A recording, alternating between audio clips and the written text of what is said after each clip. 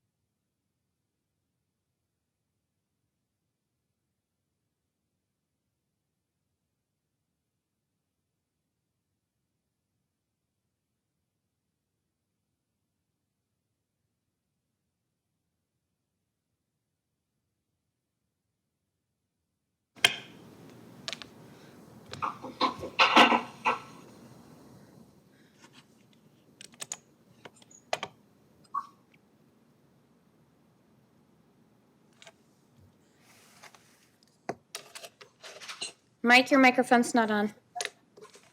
Are we okay now? Hello? Yes, your microphone's on now. Oh, thank you.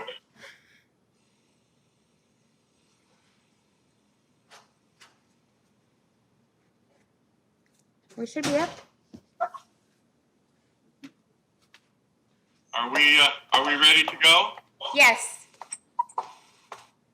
Okay. All right, let me find out. Mr. Free, are you here?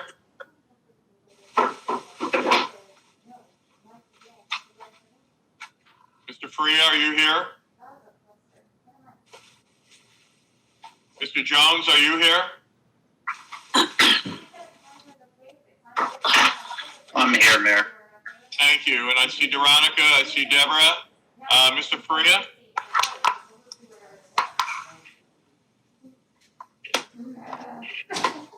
This didn't help from this morning.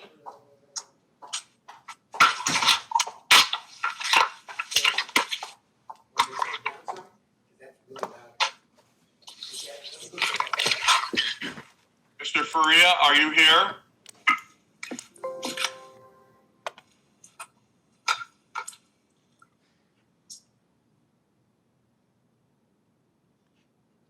Could someone contact Mr. Faria and tell him he's not online? I am. Okay, thank you.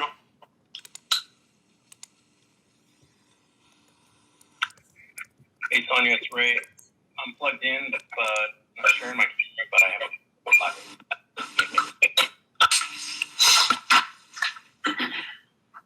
If I could just ask everybody to mute their mics if they're not talking, please.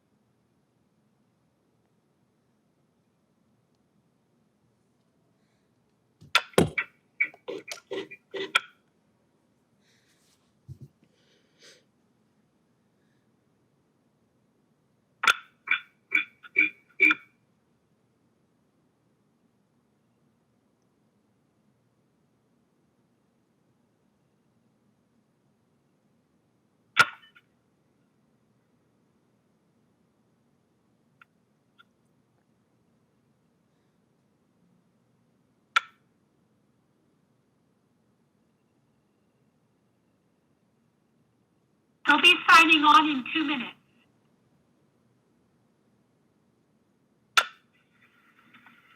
Hey, this is Ray. I have my camera plugged in. It looks like it's on, but I do not see anything. Does anybody see me? I see everybody else.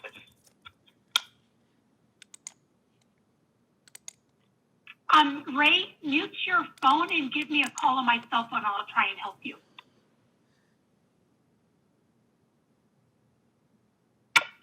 Okay.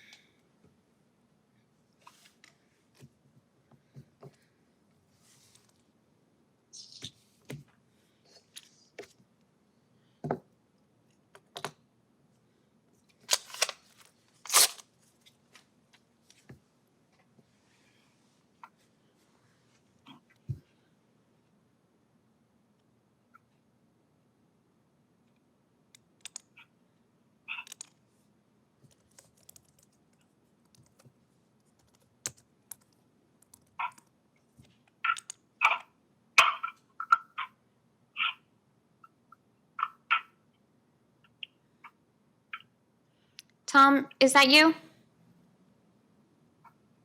I'm here. Mayor, you're on mute. Mike, you're on mute. We can't hear you. There, how's that? There you go. You okay? Yes. Thank you. Okay, looks like everyone's present now, so if it's okay, no objections, I'll start the open session portion of the meeting. And good evening, everyone, or good afternoon, late afternoon, and welcome to our City Council meeting of August 19th, 2020 at 3 p.m. Just remember, temporary public comment and email established for the City of Los Banos City Council meetings of August 19th, 2020. Emails must be received by 3 p.m. The city has established a temporary email address citizens can use to email public comments on any agenda item, limited to 250 words or less, and any comments received by August 19th, 2020 prior to 3 p.m. will be read aloud during the appropriate time and agenda item. The email address is cityclerk@losbanos.org. Public comment during the public meetings will be taken in real time via email.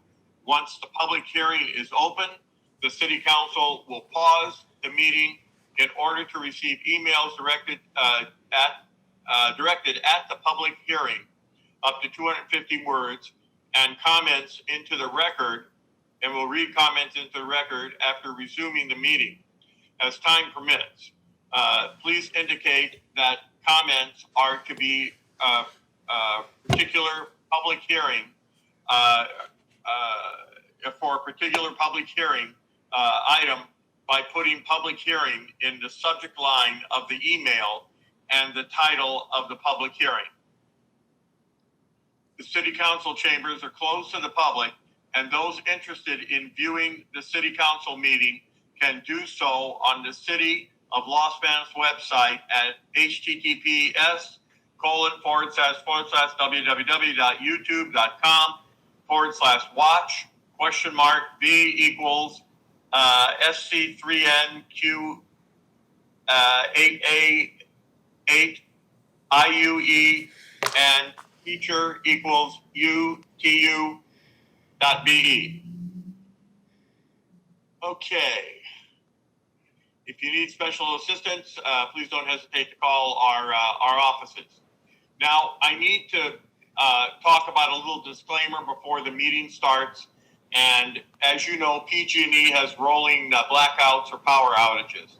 If one council member drops out of the council meeting because of a blackout, we will discontinue the meeting until a date that the city clerk has announced, and post that meeting, and then continue with that meeting later. We will not, I repeat, not be continuing the meeting if one council member if there's a blackout and one council member drops out. Is that clear to all the council members? We okay? All right, don't hear any other comment? Good. Okay, so I'm going to read the closed session item and then make a comment about that, and then we'll start the meeting. Closed session. Members of the public may address the city council members on any of the following social signs.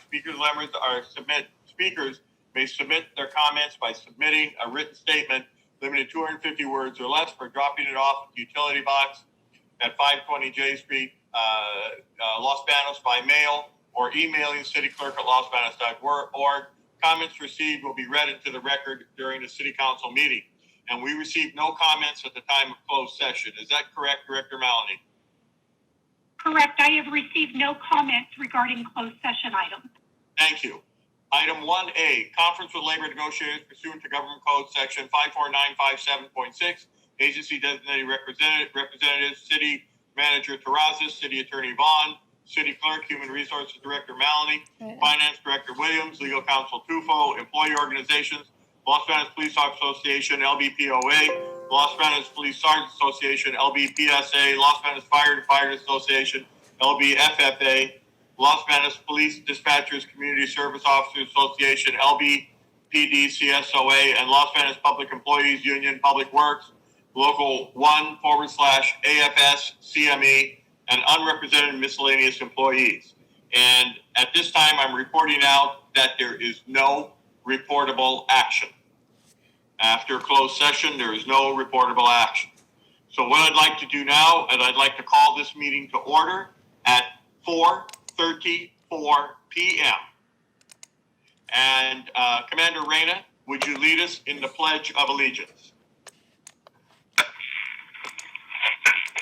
I pledge allegiance to the flag of the United States of America and to the republic for which it stands, one nation, under God, indivisible, with liberty and justice for all.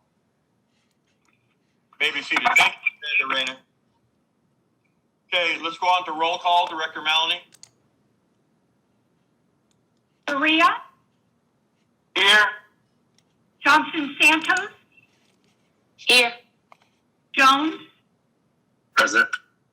Lewis, Here. Villalta. Here, we do have a quorum. Consideration of approval of agenda. Do I have a motion?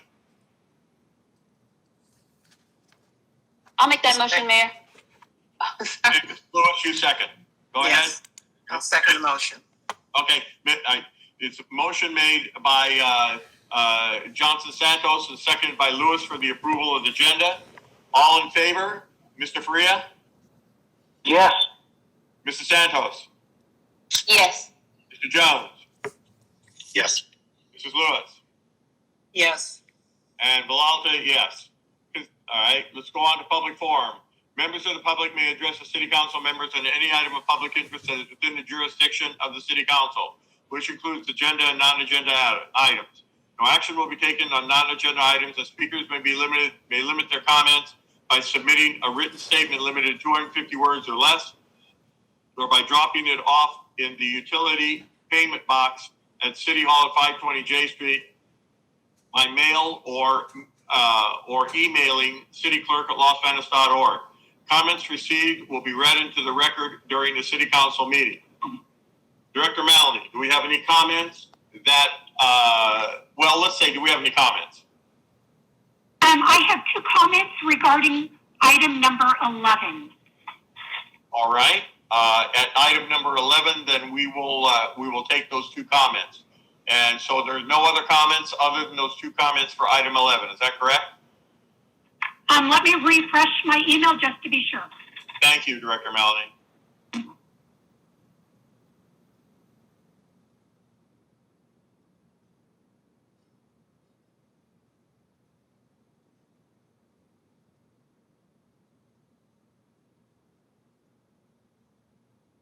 I see no comments besides those two.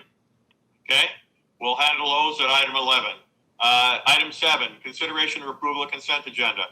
Items on the consent agenda are considered to be routine, voted on in one motion, unless removed from the consent agenda by a city council member. And tonight we have Director Maloney. Items on the consent agenda are as follows.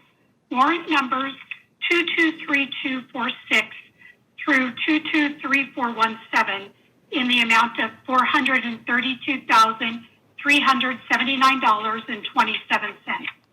Minutes for the August 5th, 2020 City Council meeting. City Council Resolution number 6252, approving and adopting final tract map number 2017-01, Stone Creek at Los Banos, the Villages 7, Phase 2B, Unit 3, and accompanying subdivision improvement agreement for Anderson Home. City Council Resolution number 6253, adopting a revised budget for the 2020-2021 fiscal year as it pertains to needed modifications to the new fire apparatus and increasing expenditures in the fire department capital improvement fund in the amount of $25,000. City Council Resolution number 6254, adopting a revised budget for the 2020-2021 fiscal year as it pertains to purchasing all needed miscellaneous equipment for the new fire apparatus and increasing expenditures in the fire department capital improvement fund in the amount of $80,000. City Council Resolution number 6255, approving an amendment to Division 5 personnel benefits of the city's Policy and Procedures Manual as it pertains to the city's contribution towards monthly health premiums for unrepresented employees for the calendar year 2021.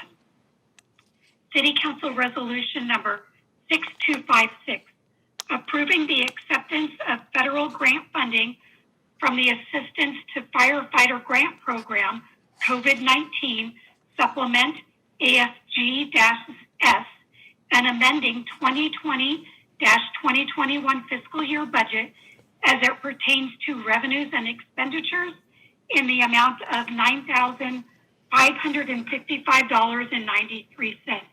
And the items are to be approved as submitted. All right. Do I have any city council member who would like to remove an item for discussion on the consent agenda? Not hearing any, do I have a motion?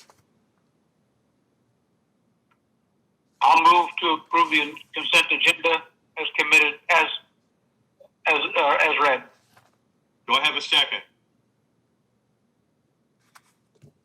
Mr. Mayor, Councilman Lewis, I'll second the motion. Thank you. It's been moved by Perea, second by Lewis for the approval of the consent agenda. All in favor? Yes. Okay. Oh, I'm sorry. Okay, let's go on. Perea? Yeah. Let's see. Jones? Yes.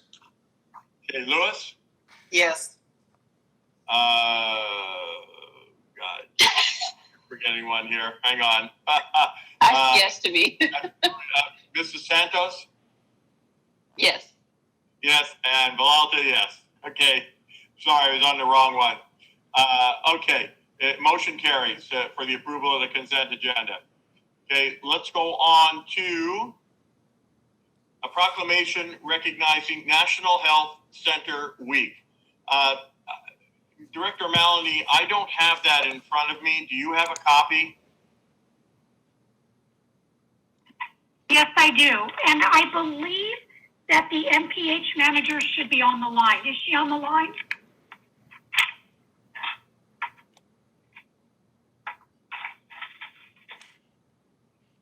Do we have someone on the line from MPH?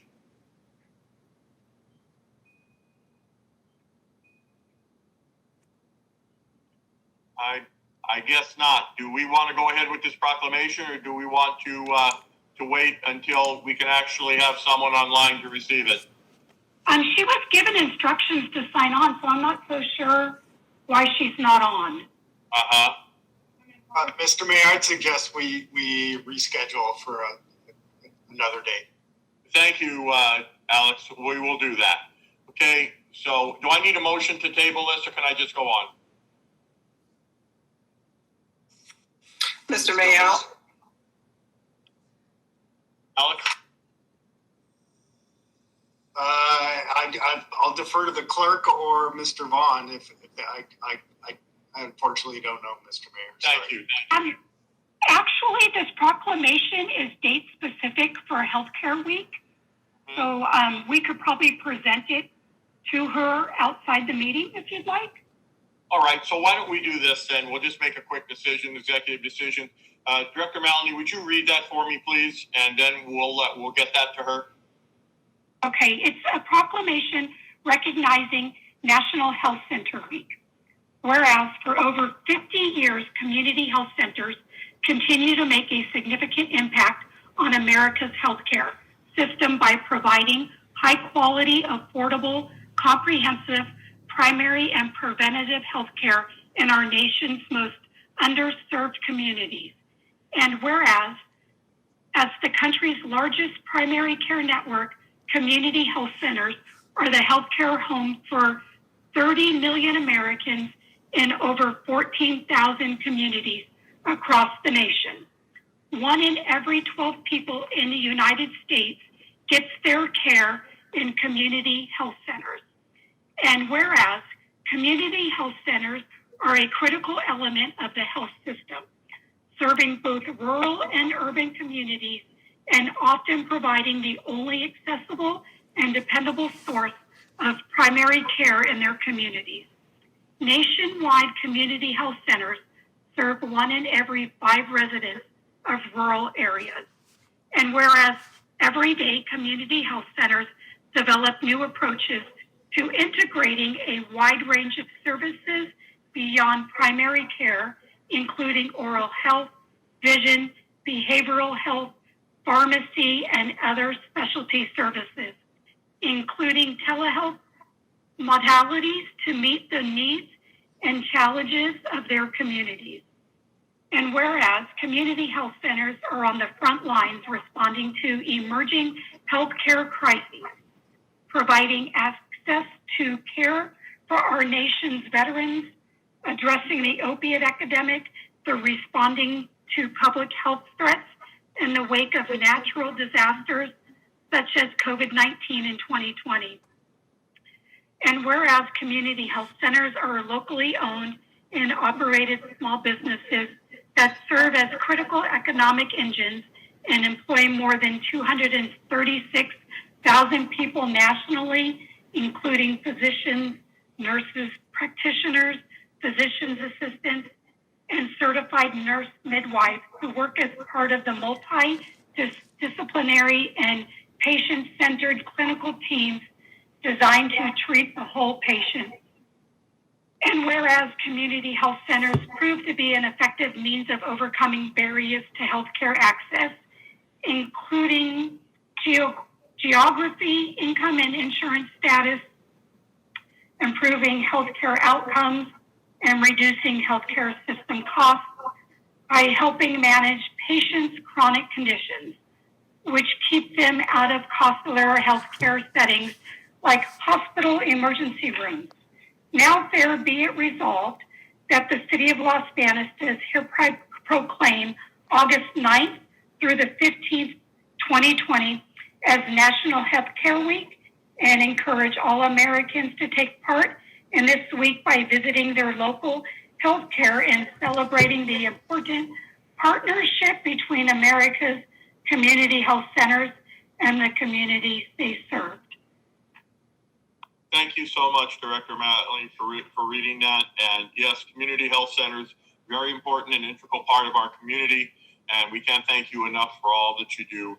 And if you're listening, please call our offices or we will contact you to make sure that that proclamation is delivered. Thank you again. Okay, let's go on to item 9, public hearing. If you challenge the proposed action as described herein in court, you may be limited to raising only those issues you or someone else raised at the public hearing described herein or in written correspondence delivered to the city at or prior to the public hearing. Item 9A, public hearing to receive public comment and discussion of the submittal of the application in response to the release of state-administered community development block grant CDBG CV funds for COVID-19 related activities that benefit low and moderate income residents. Item 9A1, City Council Resolution number 6257, approving an application for funding and execution of the grant agreement and any amendments thereto from the 2020 Community Development Block Grant Program Coronavirus Response Round 1 CDBG-CV1 NOFA dated June 5th, 2020. And we are going to go to who? Me, Mr. Go Mayor. ahead. Go ahead. Thank you, Mr. Mayor and City Council. So the City of Los Banos is eligible to apply for a total of 3 activities, with the total request not exceeding our allocation of $157,845. And this is under CDBG, CV1, Notice of Funding Availability.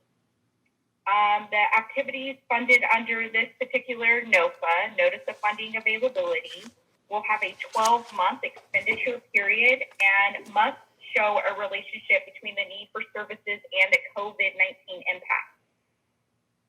This particular grant has no local matching requirement, and the process will be non-competitive in nature. So to explain, there are cities that have already received their CDBG CV1 allocation, and that is because they are entitlement cities. That means that they get an automatic allocation from HUD, and that's because they are larger than 50,000 people. City of Los Banos, because we are less than 50,000, we are a non-entitlement city. What that means is we have to compete for CDBG funds.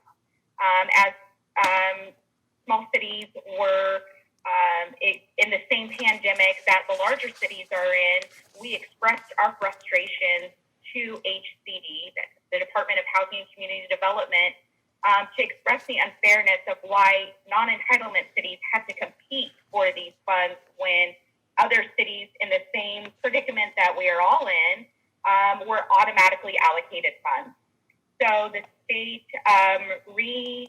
reviewed their process, and for CV1, which is COVID related, they have revised the process to create a direct allocation for communities, and that is why we are eligible for $157,000 for this particular grant. So it is non-competitive, and the Department of Housing and Community Development is encouraging all communities to apply to ensure that we take advantage of that direct allocation. So to utilize the estimated allocation, the Community and Economic Development Department proposes the creation of a small business relief forgivable loan program. This would be to assist small businesses throughout Los Banos to sustain operations and retain employees during the COVID-19 pandemic. This forgivable loan would allocate funds to eligible businesses in the form of a $5,000 non-repayable loan. The loan application would be reviewed for program consistency by an independent committee of business community partners and the Community and Economic Development Director, myself. Ultimately, the funds would be distributed on a first-come, first-served basis, and at which time the program would end when all of the resources are exhausted. The parameters of this particular grant, eligible businesses would have to meet the criteria, which consists of they would only be eligible if they employ no more than 20 full-time equivalent employees, have a current City of Los Banos business license, provide documentation that shows economic hardship due to COVID-19, not have engaged in any illegal activities per local, state, or federal regulations, have not received financial assistance from other CARES Act sources or any other federal funding. And that is a federal law. There is a requirement that there is no duplication of benefits. That means that businesses that received PPP, which is the Paycheck Protection Program, or EIDL, which is the Emergency Disaster Relief Program. If they received any of those benefits, they would be ineligible to apply for this funding. Also, they must meet the national objective. That criteria has not been released in this particular CDBG application, so they must benefit a low to moderate income individual or household, and that would be the employee that we would be required to self-certify. The process for the grant, eligible businesses will apply for a one-time forgivable loan not to exceed $5,000. Applications would be reviewed by my department initially, and then applications that fit all of the eligibility requirements would be sent to a committee within 3 days of its submittal. The committee would have 1 week to review and approve or deny an application. If it's denied, the applicant will be given time to remedy any needed documentation to make them eligible. And a loan proceeds will be distributed until which time the fund is exhausted. And a report requiring how funds were used will be requested 6 months from the grantee after the loan is issued. So we'll be asking each business to report on how they used the funding and how it benefited them and how they met the eligibility criteria. So with that, staff is asking that the City Council open the public hearing, receive public comment, and provide direction to staff regarding the activities for which we're requesting to apply, and direct staff to authorize submission of the city's CDBG CB1 application. And that concludes my report. Any questions? Mayor, I think you're on mute.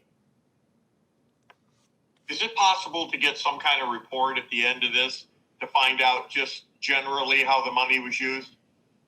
Absolutely. I would love to come back and hopefully talk about the successes that we had through this grant program. Thank you. All right, I will open it up. Council members, do you have any questions at this time? Mr. Faria?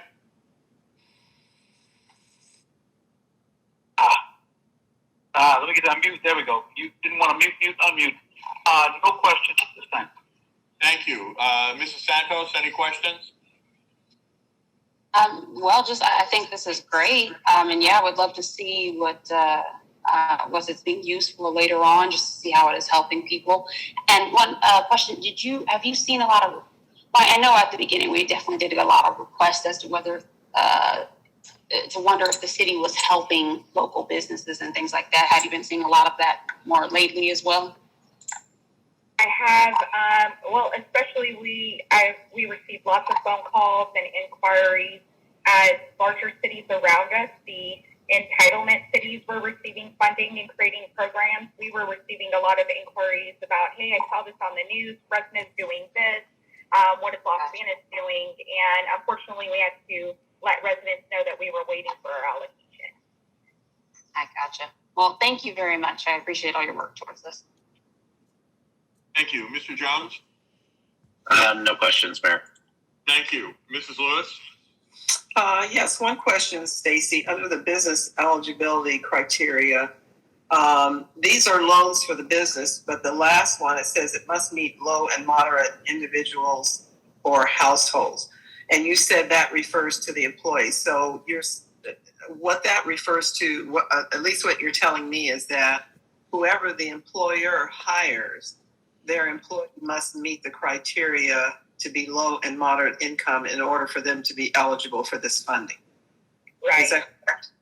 Right. So whichever employee they're able to retain because of this funding, because it's essentially what they have to provide a correlation with, that's one criteria they have to prove to us, that with this funding, they are able to retain a low mod income employee.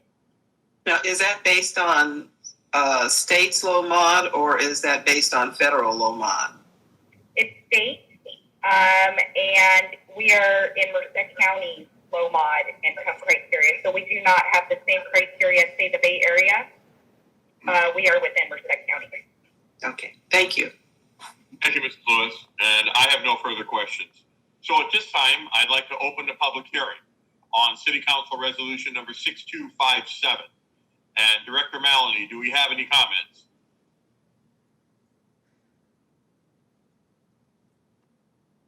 I'm refreshing my email. I see no comments regarding this item. Thank you, Director Maloney. All right, so are there any other questions from council? If not, do I have a recommendation? Yes, Mr. Mayor, Councilmember Lewis, I'd like to make a motion to approve Resolution 6257 as read by title. Do I have a second? Mayor, Councilmember Jones would like to second that. Okay, it's been moved by Lewis, second by Jones, for the approval of City Council Resolution number 6257 as read by title. All in favor? Mr. Faria? Yes. Mrs. Santos? Yes. I was waiting for it to unmute. It's okay. Mr. Jones? Yes. Mrs. Lewis? Yes. And Villalta, yes. Motion carries unanimously. All right, let's go on to item 10. Consideration of approval of City Council Resolution number 6258, accepting the Coronavirus Aid, Relief, and Economic Security CARES Act funding in the amount of $517,629 and adopting the CARES Act funding plan, COVID-19 Small Business Assistance Program guidelines, and the Residential Hardship Assistance Program guidelines. And who are we going to for this? That would be Sonia. Okay, go ahead, Director Williams. Okay. So back in March of 2020, the Coronavirus Aid, Relief, and Economic Security Act, or the CARES Act, was signed into law. And the legislation provided more than $2 million to combat the coronavirus disease. The California's 2020 Budget Act allocated approximately $517,629 in CARES Act funding to the city of Los Banos. Back in July, we came to council with the paperwork to file. It was on July 2nd. The city submitted a certification form to the California Department of Finance to receive these funds. And there are a few stipulations to the funds. They do have to be used in relation to the coronavirus. We have to use the funds for things that weren't originally in our budget from March to December 31st of 2020. And we have to expend all these funds no later than October 30th, or they do need to be returned to the state. In addition to that, we are required to do some reporting to the state with the first report. I believe they just moved that from the first report being due on September 1st to September 3rd, even though they haven't completed the forms yet, but we'll get that done as soon as they do. So because of all this reporting, we need to adopt a CARES Act funding plan, and that is included in your staff report. And what we did was we went through and decided, okay, how much money have we spent? What can we use this funding for? How does it both benefit the city of Los Banos, reimbursing city expenses, but also residents and small businesses in the city as well? So looking at those options, we put together this CARES Act funding, and what this does is give us basic guiding principles on how to spend the funding. So we're taking that $517,000 and breaking it up into 3 different categories. The first category is for operations and emergency response. So these are ideally expenditures that the city had, unforeseen expenditures that the city had. So this may be salaries and benefits. Anybody who is deemed substantially dedicated to responding or to mitigating the COVID-19 public health emergency, we can replace their salary and benefit costs with some of this funding. Other things that we can use is to retrofit city facilities, and City Hall is a good example of that. If you come into City Hall, you'll notice all the plexiglass that we have, not only up on the counters for the safety of both our employees and our citizens, but also if you go around the cubicles in City Hall, we've spaced everybody out, if we, just to protect them, so everybody kind of has plexiglass up around their cubicles now. So that's the type of retrofitting that reimbursement would be used for. And then also telework and technology upgrades. So we did have to make webcam purchases, laptop purchases, things like that. The city council meeting is a good example. Not all of the department heads or not all of the employees have the ability to sign on and do Zoom meetings, but obviously because of the coronavirus and the distancing requirements, we had to make some purchases of laptops and webcams and things like that. So that is something else that we could use this funding for to reimburse ourselves. There are a couple other items listed here in the funding plan. That includes personal protective equipment and disinfectants. We could also expand services due to COVID. So if we have to cover increased costs because of new programs or city services, because of the effects of COVID, we could use that as a reimbursement tool as well. And then also we just captured other eligible citywide expenses, and that's anything that is related to the response and mitigation of COVID-19. The second category is community support. So of the $517,000, we're asking for $150,000 to be utilized towards community support. So we set up a couple different programs. The first program, and included in your staff report, are the program guidelines. The first program is a residential hardship grant, and we're asking to allocate $50,000 to this grant. It does work essentially on a first-come, first-served basis, and once the funding has been spent out, there will be no more available. What this grant is for is to help the residents of Los Banos that have been impacted by the COVID-19 pandemic. And in order for us to do that, they would have to provide proof that they are low-income residents and that they have a hardship due to COVID. So in the guidelines, it does break down more of the requirements, and that is the program that's highlighted in green. I don't know if you guys got colors or not. But some of the eligibility requirements for the residents would be that obviously they would have to be, the applicant would have to be a city resident as of February 2020. They must be 18 years or older and a tenant at the current address. They must have a household income equal to or less than the 2020 poverty guidelines. They must prove economic hardship due to COVID. And then the applicants must prove that they were current with their utilities. So if they had a problem prior to COVID for being behind on rent, mortgage, or utilities, then they don't qualify for this program. But if their hardship was due to COVID and started after COVID, then they would qualify for this program. In addition to that, they must be behind on their rent as of April, May, and or June. And the same for mortgage and utilities, April, May, and of June. So basically, what this program does is offer financial assistance in the form of past due rent, past due mortgage, and utility assistance, whether it's to PG&E or to the city of Los Banos for water, sewer, and garbage.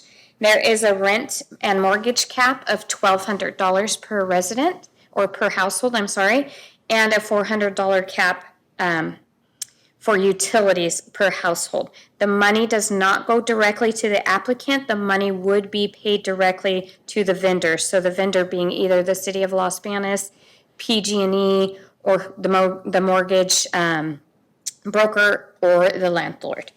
So that kind of sums up that program. We do have an application that we put together. If this program is approved tonight, the applications will be available tomorrow to start submitting to the city. We will be accepting applications beginning on August 20th, ending on September 11th. And all eligible expenses and receipts of payments if you do qualify for the program, would have to be reported to the city no later than September 25th. So the next program is a program regarding helping. It continues in that same, it looks like it got left out of my packet. So the next program is a small business assistant program. And what that does is also set aside $50,000 for small businesses within the city of Los Banos. This is also a first come, first served basis, and once the funding has been spent, it will not be put back. So it is for $50,000. Some of the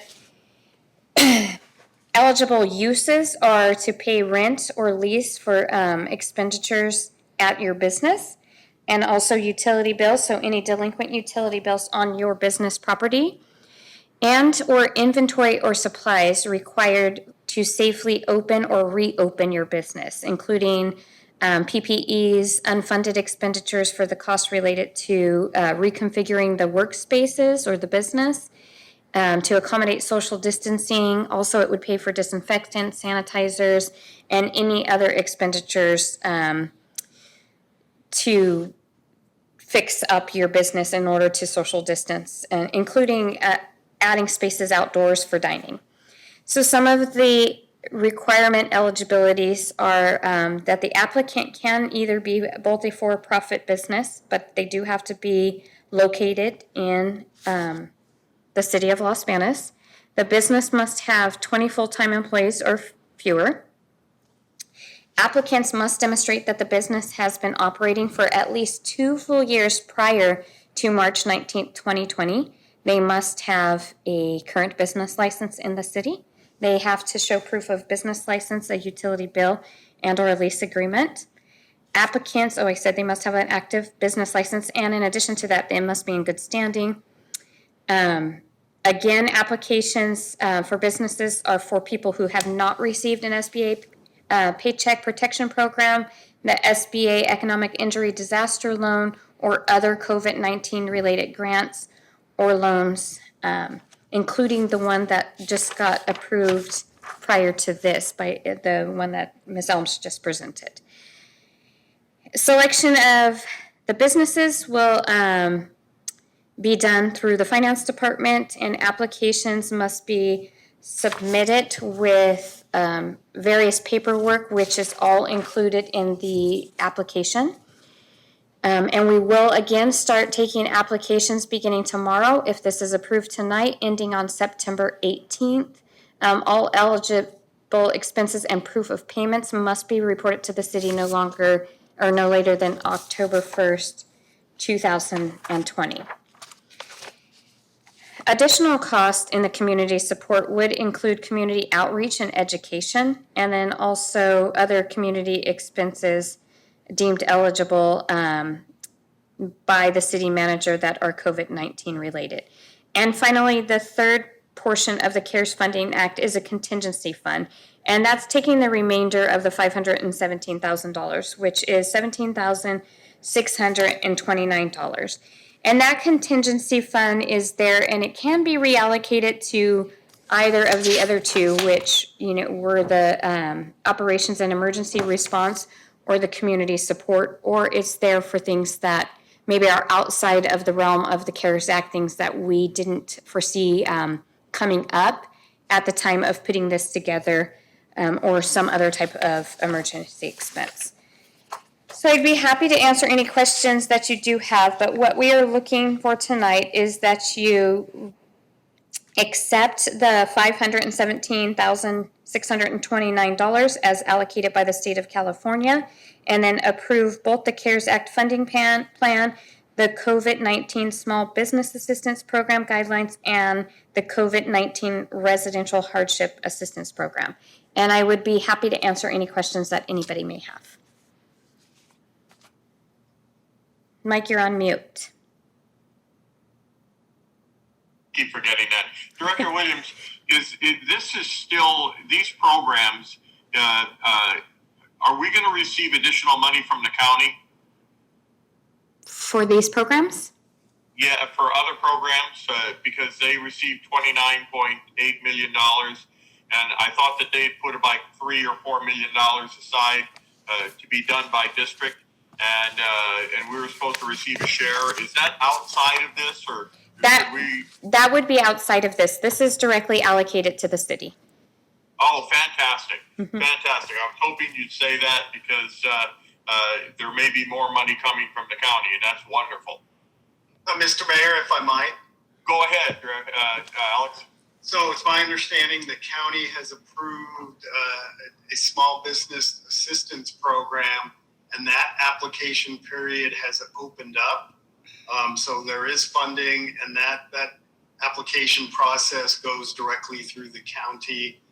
That funding is not coming to the city. Not coming to the city, but it's going to be available to the city. It's available to businesses that are in the county, correct? Okay. If I understood right, I thought they divided the money up among the 5 districts. I think that's the case, but there is funding available through the county to Los Banos businesses. Yes. Okay. Well, maybe we can get a clarification, and so if anyone asks, all the council members have the same information. Sure. Okay. Thank you, Mr. Freya. Any questions? No, I'm very pleased to see we're getting this help. Thank you, Mr. Freya. Mrs. Santos? No question. Thank you. Also pleased to see it. Okay, Mr. Jones?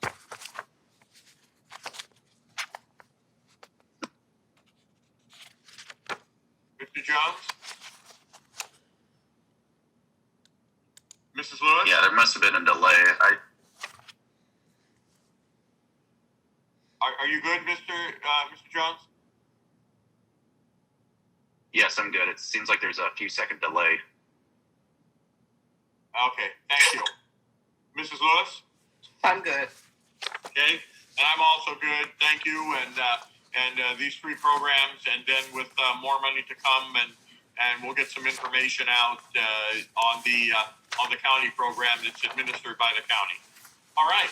So, do I have a motion for resolution number 6258? I'll make the motion, if I may. You go right ahead. So I would move to approve City Council Resolution number 6258 as read by title. Thank you. Do I have a second? Yes, Mayor, I'll second it. Okay, thank you, Mr. Jones. It's been moved by Mr. Freya, second by Mr. Jones, for the approval of 6258. All in favor? Oh, Freya? Yes. Santos? Yes. Jones? Yes. Lewis? Yes. Villalta? Yes. Motion carries unanimously. Let's go on to item 11. Consideration approval of City Council Resolution number 6259. Directing the City of Los Banos staff to begin negotiations with Mid-Valley Disposal to finalize franchise agreement for the residential and commercial garbage, recyclable material, and organic waste collection services contractor. And we're going to go to Director Fachin for this. Thank you, Honorable Mayor and council members. Today, staff is asking you to approve resolution number 6259, which states that to enter into negotiations with Mid-Valley Disposal to finalize a new franchise agreement for the residential and commercial garbage, recyclable material, and organics. If so done, the plan is to bring this back before you on October 7th with the final negotiated franchise agreement. What I'm going to do is our consultants here, and they have prepared a PowerPoint, and they have been front and center on this whole process, so I'm going to let them do it. It's R3, and they specialize in anything with waste, so they're very good at it. And today we have the principal, Richard Tagore Irwin, here to present the PowerPoint. Thank you. Welcome, Richard. Welcome and good afternoon. Hope everybody is staying as cool as you can and you're not covered with smoke as we are in the Sacramento area right now. So I'm going to walk you through the presentation. I think you have it in your packet. Feel free to stop me at any point if you have any questions. Otherwise, we're going to go ahead and and jump on through it. So if we could just go to the next slide. And again, as Mark had mentioned, what we're asking here tonight is just to direct us to begin negotiations with Mid-Valley Disposal, not make it an award tonight. That would be brought back to you in October. That is what we're really looking for, is this direction to go forward with negotiations with Mid-Valley Disposal. Next slide. And the evaluation committee ranked Mid-Valley #1 out of all the bidders that the city did receive. One, they're a Central Valley-based family-run company, so they're here. They're local. They have a lot of contracts, franchise work in the Central Valley, ranked from Visalia, Exeter, all the way back up to here. So they're a pretty local-based company. They're committed to putting in a fully staffed local corporation yard within the city of Los Banos to run their local operations out of, a fully staffed customer service office as well. And one of the things that was interesting is they answer the phones as opposed to going through a telephone directory to get to people. So they have a fully staffed CSR group that would be local as well. They had a very well thought out and robust data tracking system from the point of collection all the way back through customer service to billing. So if there are issues that arise during the route collections, i.e. missed collection, carts not out, a truck breakdown, a hydraulic leak, a overflowing container, or contaminations, all tracked. It's done by GPS. It's by RDFI tags on the containers. So they've really invested a lot of money into the technology of solid waste going forward. I think that's something the city will really benefit from in the future, as well as your customers. They can collect and process organic material from the start of the contract, and that organic material being food and green waste, both. That's something we can talk about in a little bit greater depth in a minute or two. So if we can, next slide. They also offer to process recyclables at a lower cost than what I think your current pricing is through the regional agency and through Republic. And again, that was not required. That's something they've offered up. We did not take them up on that offer at all. It's just something they have thrown out there for discussion purposes. They also offered to partner with the city, potential CNG fueling station for their collection vehicles. Again, that would be down the road, but that's something they're offering up.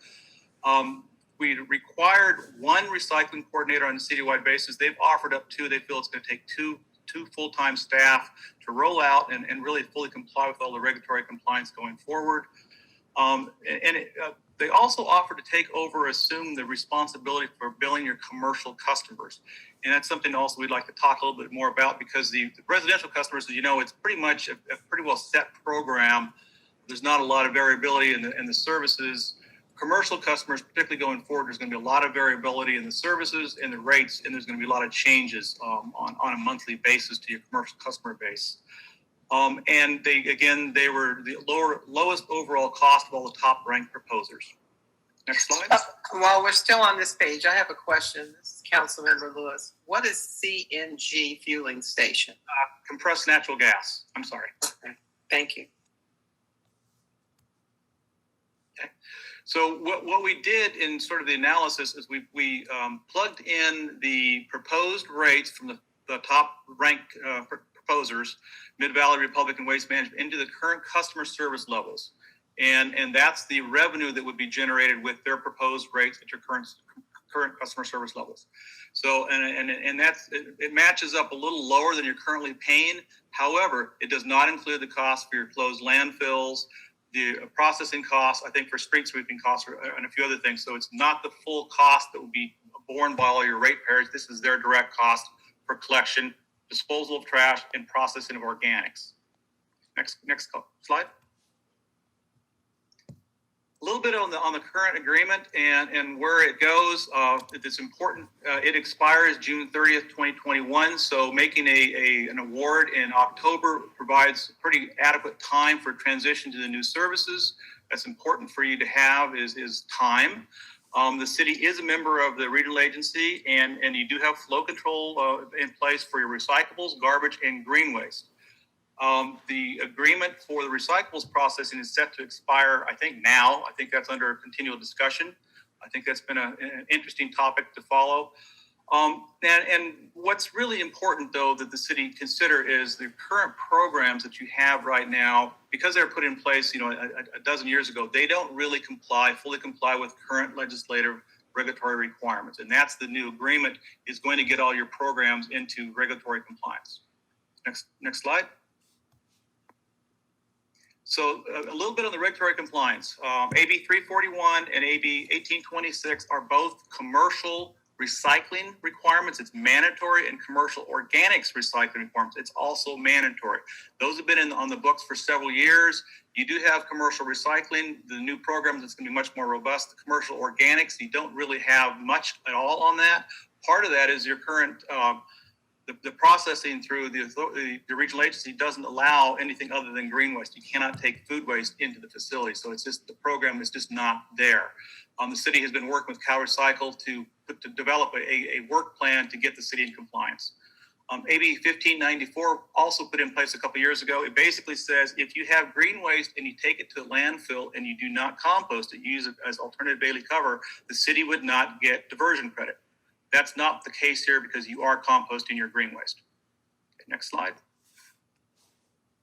Now, what's happened recently is Senate Bill 1383, which is a climate reduction program that has a lot of regulatory teeth on it and how it affects every city within and in the county within the state in terms of how it deals with organics going forward.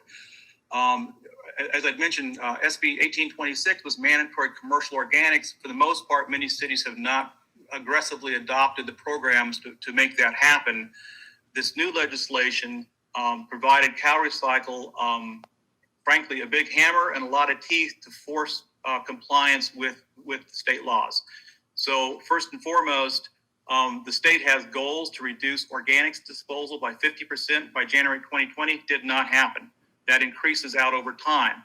And again, it's to measure, it's for greenhouse gas reduction, climate action.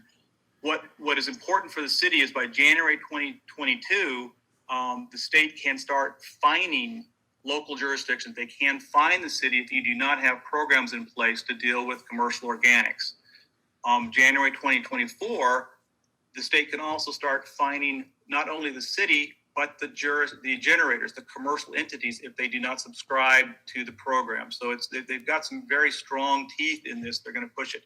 January 2025, the state goal to reduce its organics is 75% and a 20% edible food recovery. Very lofty goals. CalRecycle has the regulatory teeth to require the local jurisdictions, i.e. the city, to do these things. Next slide. Again, the legislation, not only it is targeting organics, but also it's very prescriptive of what you must do. You must have correctly colored containers. Recycling, organics, and green waste have to be color-coded. They have to be labeled. You have to have community outreach. You have to have contamination monitoring to make sure the recyclables aren't contaminated, the organics are not contaminated, and you must enforce those. There's a lot of work that the cities all have to do. Next slide. New agreement. The new agreement was developed to basically allow the city to comply with the regulatory requirements. It's a 10-year base term with the city option to extend. It is compliant with all the legislative requirements. It does have bundled recycling and organics programs for all customers. Right now, your residential customers have a bundled service. They have green waste, they have recyclables, and they have trash. Going forward, your residential customers will have that, as well as their commercial and multifamily customers. They will all have a bundled service going forward. It's a regulatory compliant program. New containers, new trucks. New containers are going to be color-coded and labeled correctly. You've got some diversion from landfill guarantees to make sure the materials are diverted. They actually are recycled, and the organics are diverted from landfill. A lot of contamination reporting requirements that the city has to have and has to follow. And a very robust program on customer outreach and education to really help your residential customers and your commercial multifamily customers comply with what they have to do and actually participate. CPI rate adjustment, it's got a 3.5% annual cap on the total rate that you would be paying your service provider. The performance bond, right now you have a $100,000 performance bond, which is very, very low in industry standards, and it's been increased to $1.5 million. What that it does, it protects the city in case of a default of your service provider. Next slide. Another key issue is the contractor, unless Republic is retained, any new contractor is required to offer employment to all displaced workers. So no displaced workers should be laid off. The employment only has to last 90 days, but very likely, particularly with drivers, there just are not enough drivers right now. So drivers will get picked up and provided pretty good gainful employment. For residential curbside bulky waste collection, including e-waste at no cost. There's no additional cost. The bulky waste is increased from 2 to 4 times per year, including paper shredding events. And another regulatory compliance piece is the city does have to, in essence, purchase or use mulch or compost, and 2,000 cubic yards of mulch or 1,000 cubic yards of compost would be brought back to the city for the city use at no cost. Next slide. I have a question before you move forward. I'm sorry. Thank you. On the slide, we have the the first square box where it says contractor must offer employment to all displaced workers. And I think historically that's what the city of Los Banos has done when they've changed disposal contracts and used a different company. But the question that I want to ask, and I know that finding drivers can be a shortage in any one community, but does that give the company an opportunity to look at the employee's record as to whether or not they're, for lack of words, a good employee to hire back into the company, and that we don't make it mandatory that they hire someone that's not going to come to work every day and do their job? They are allowed to look at their driving records and those type of records. I don't know if they can look at their personal employment records. But doesn't that record become a part of their company? The new company, it would be part of the new company, but their employment records stay with the employer, the current employer. Okay, so it would be a matter of a test out time for them to figure out whether that employee is going to be worth keeping on or letting go. And I think that's why it's set at a 90-day period. Okay. And they have to pass all the required testing and perform adequately. They would most likely be retained. Again, there's not excess drivers with no jobs right now. I think Amazon snatched them all up. Yeah, and I understand that because I know historically we've had issues in the past where management had to jump on trucks and drive during the day because employees didn't come for some one reason or another. I don't know what those reasons may be, but I just want to make sure that we weren't locking a new employer into something that may not work out for them. So that's the only thing that I was concerned about. Not beyond. Next slide. Sustainability support services. There is a requirement for the franchised hauler to divert, starting at 40% and increasing to 55% of all the franchise tons. Everything they pick up, they have to divert that much from landfill through the recycling programs, which again, if it's flow controlled, it goes to a certain MRF. But more importantly, it's through the public education, outreach, contamination tracking programs. So to get everybody to do, in essence, the right thing, put the recyclables where they're supposed to go, put the organics where they're supposed to go. So it's a lot cleaner stream to process out. They're required to assist the city in working towards Cal Recycle's 75% diversion goal. That's not their diversion goal. That is a statewide goal that the city is actually participating in. Support for edible food recovery, and that will tie into the county's program as well. Dedicated sustainability staff, I'd mentioned they have 2 staff that are full-time going to be looking at this. A dedicated website. They've got annual recycling awards, commercial on-site waste audits, and right sizing of all the containers. So they actually have to go out to visit all the businesses to make sure that the garbage containers are the right size for the volume they need. The recycling containers are the right size. The organics containers are the right size. So it's not just one size fits all. Work with the schools for recycling public education, and attend and provide free services at all the city-sponsored events. Next slide. On a management control issue, so the contract has a lot more beef in it in terms of the city's ability to manage the contractor. It specifies operating hours. What happens if overweight vehicles are found? There's fines associated for running heavy trucks. You should not have heavy trucks on your city streets. Vehicle spills, the timing for cleaning up materials after a vehicle spill, whether it's hydraulic or litter. missed collections, the timing for and protocols for taking care of that, late or inaccurate reports, not meeting diversion requirements. All these are spelled out in the contract, and unfortunately there are damages associated with them that the contractor would have to pay to. Okay, I have another question on that one. So the city is going to be working with the contractor on that. Does the contractor have supervisors out on the road to make sure that some of these things aren't happening? Yes, they do. Okay, all They right. have local supervisors, route supervisors. Okay, thank you. So a little bit on the RFP process, sort of going. I'm kind of working backwards here on the RFP process. The request for proposals was issued on April 1st. On May 27th, 6 proposals were received. Caglia, Gilton, Green Waste Recovery, Mid-Valley Disposal, Republic Services, and Waste Management. Next slide. And the evaluation team was put together with 4 staff people from the city and 2 from R3. There was an initial pass-fail conducted of all the proposals. Gilton was determined not to be non-responsive to the proposal. They just did not have enough in their proposal to meet all the requirements. So they were not further evaluated.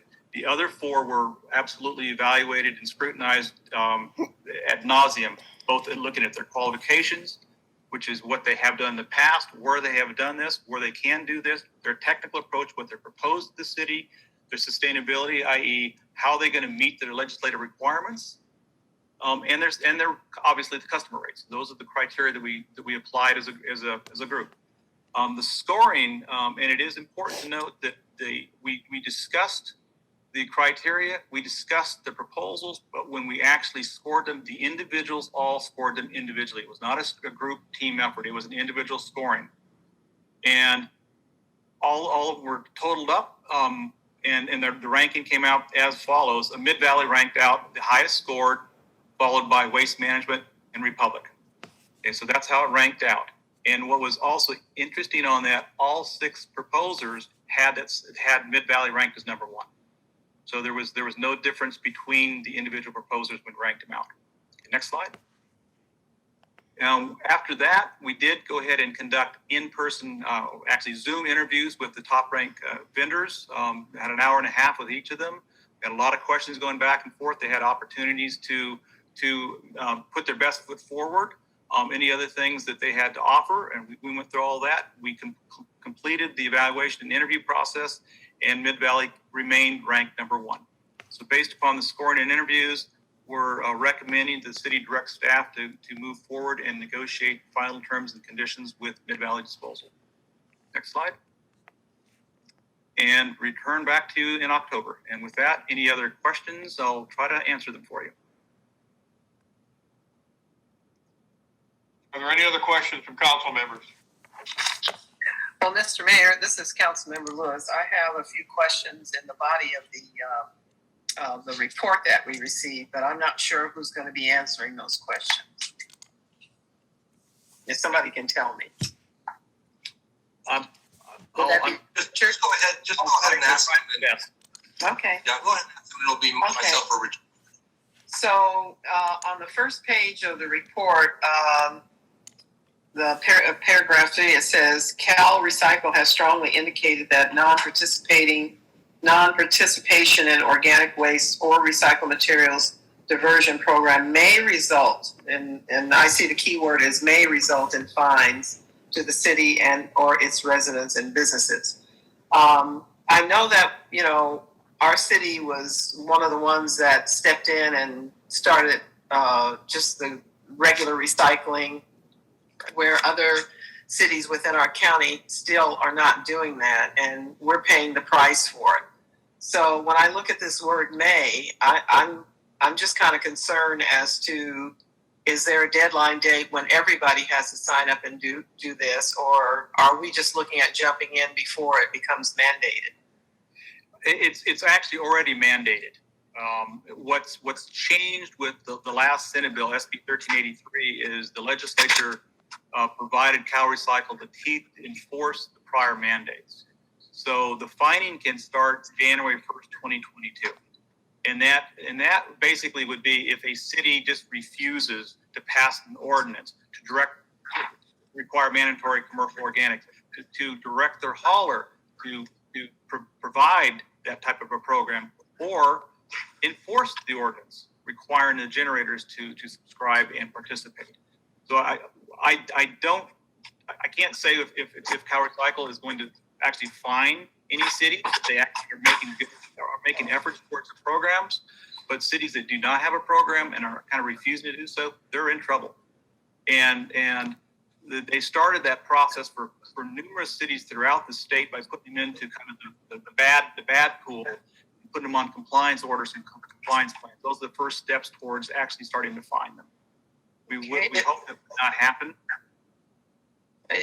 Are there any major cities within the state of California, as a result of the virus that we're having and the reduction of income, that are balking against this particular ordinance right now?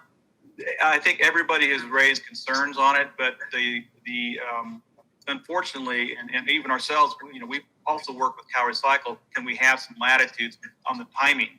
Cal Recycle's response has been, it's a legislatively required mandated. It only could come from the legislature. They don't have any wiggle room on it. Mrs. Lewis, may I expand on that, please? Yes.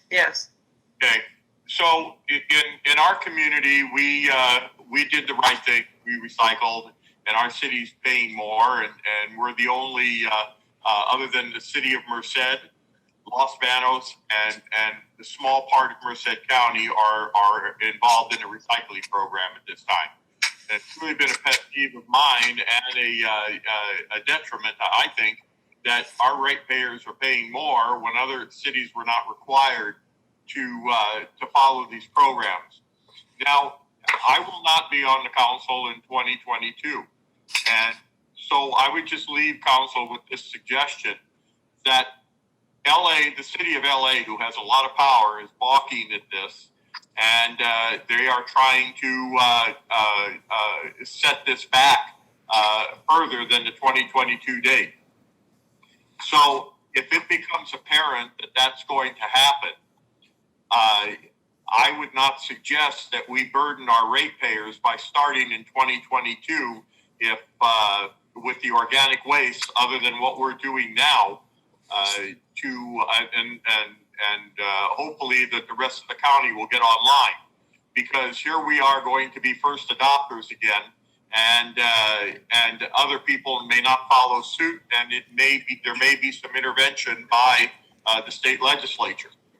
So I would say keep your options open, but do not commit to instituting an organic waste recycling program until you know for sure that that's what's going to happen.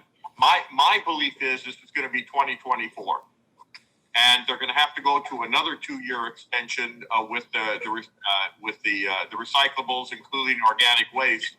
And so whatever kind of best deal that you can make for the recyclables. Richard spoke about the flow control policy, and at the TRB meeting, the Technical Review Board, the recommendation was to let the entity, the cities, go out on their own and find the best deal for recycling. And so we're not committed, and we are not now committed to the to MCAG, because their flow control policy, of which they don't have, they've never enforced. There are 3 cities right now: Gustine, Livingston, and I believe Merced County are not funneling their recyclables to Republic. And so the recommendation tomorrow, the meeting that I will be attending, will be to let these entities, including Los Banos, find their own best path and cheapest path for recyclables.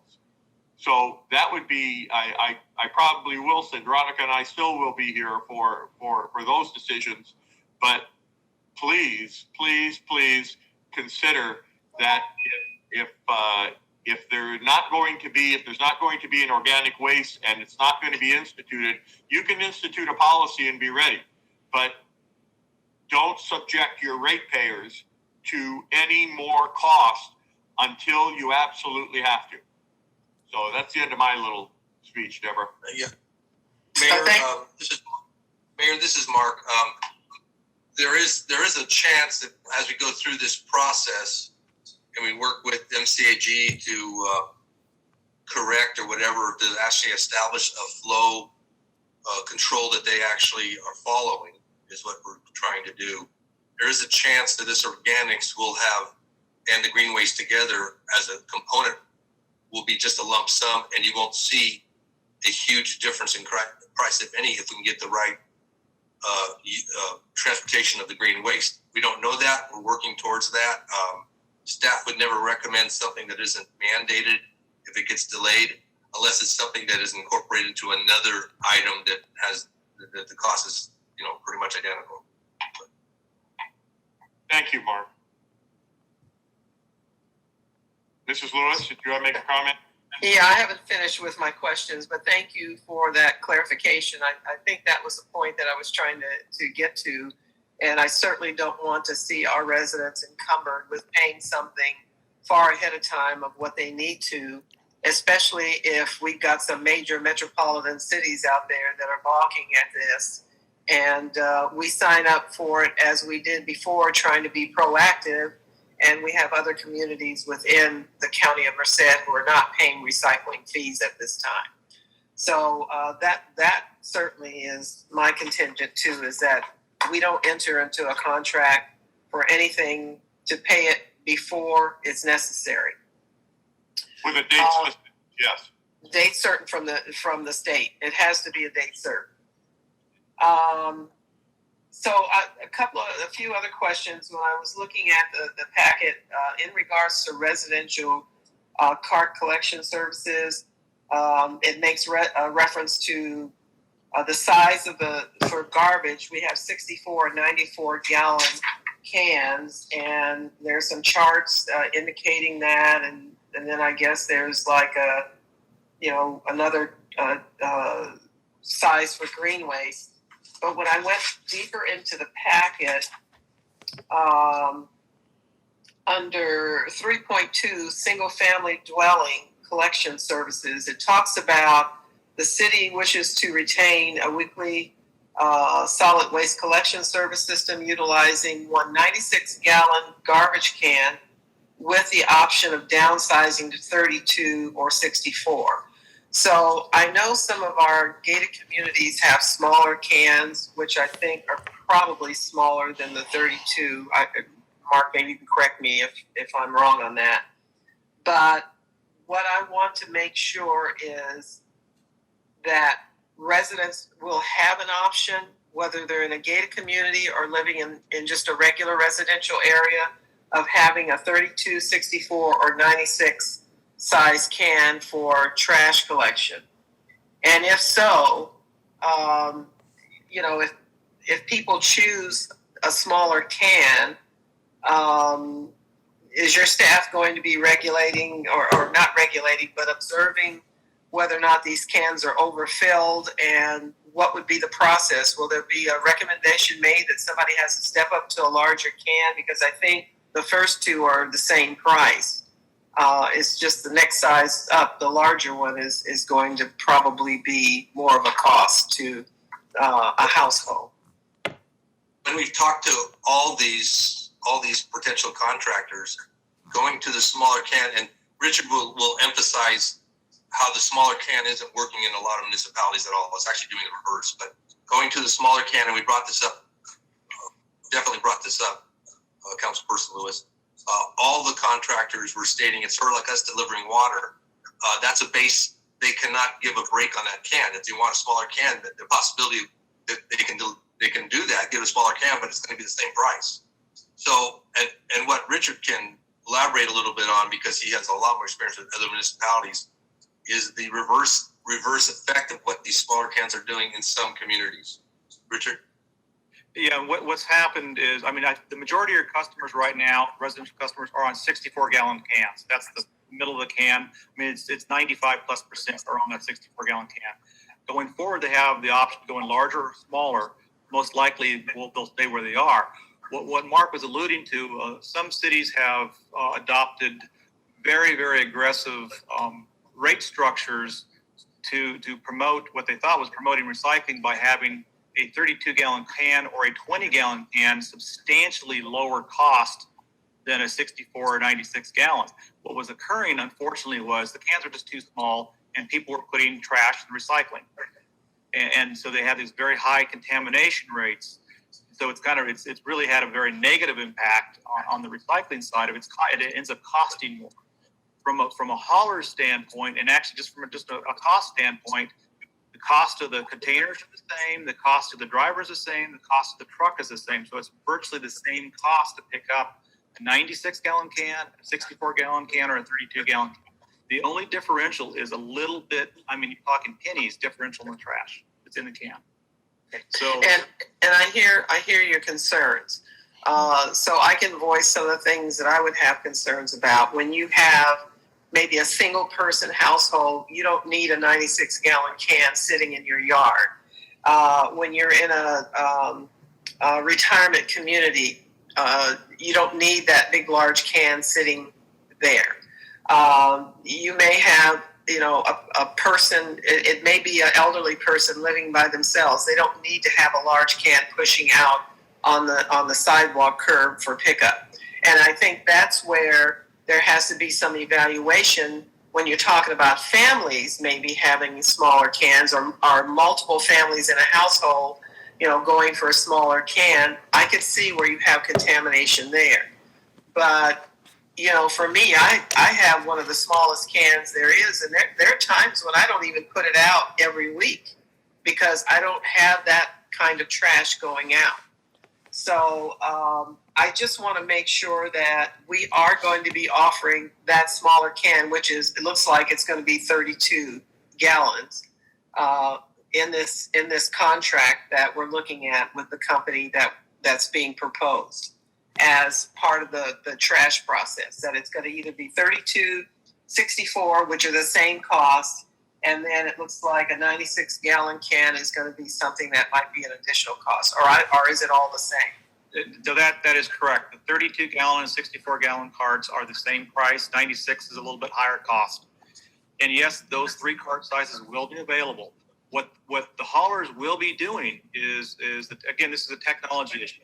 Most of them have cameras now all over on the truck. They have a camera that actually videos the container getting dumped out into the truck. So they see what's inside, and that's how they identify contamination issues. And that actually goes back into the customer service system, and the customers are called immediately saying, hey, we noticed this. Can you either clean up your recyclables, or you're going to have to get a larger trash can, one or the other. So okay. It is all programmed in. It's really a very good program going forward.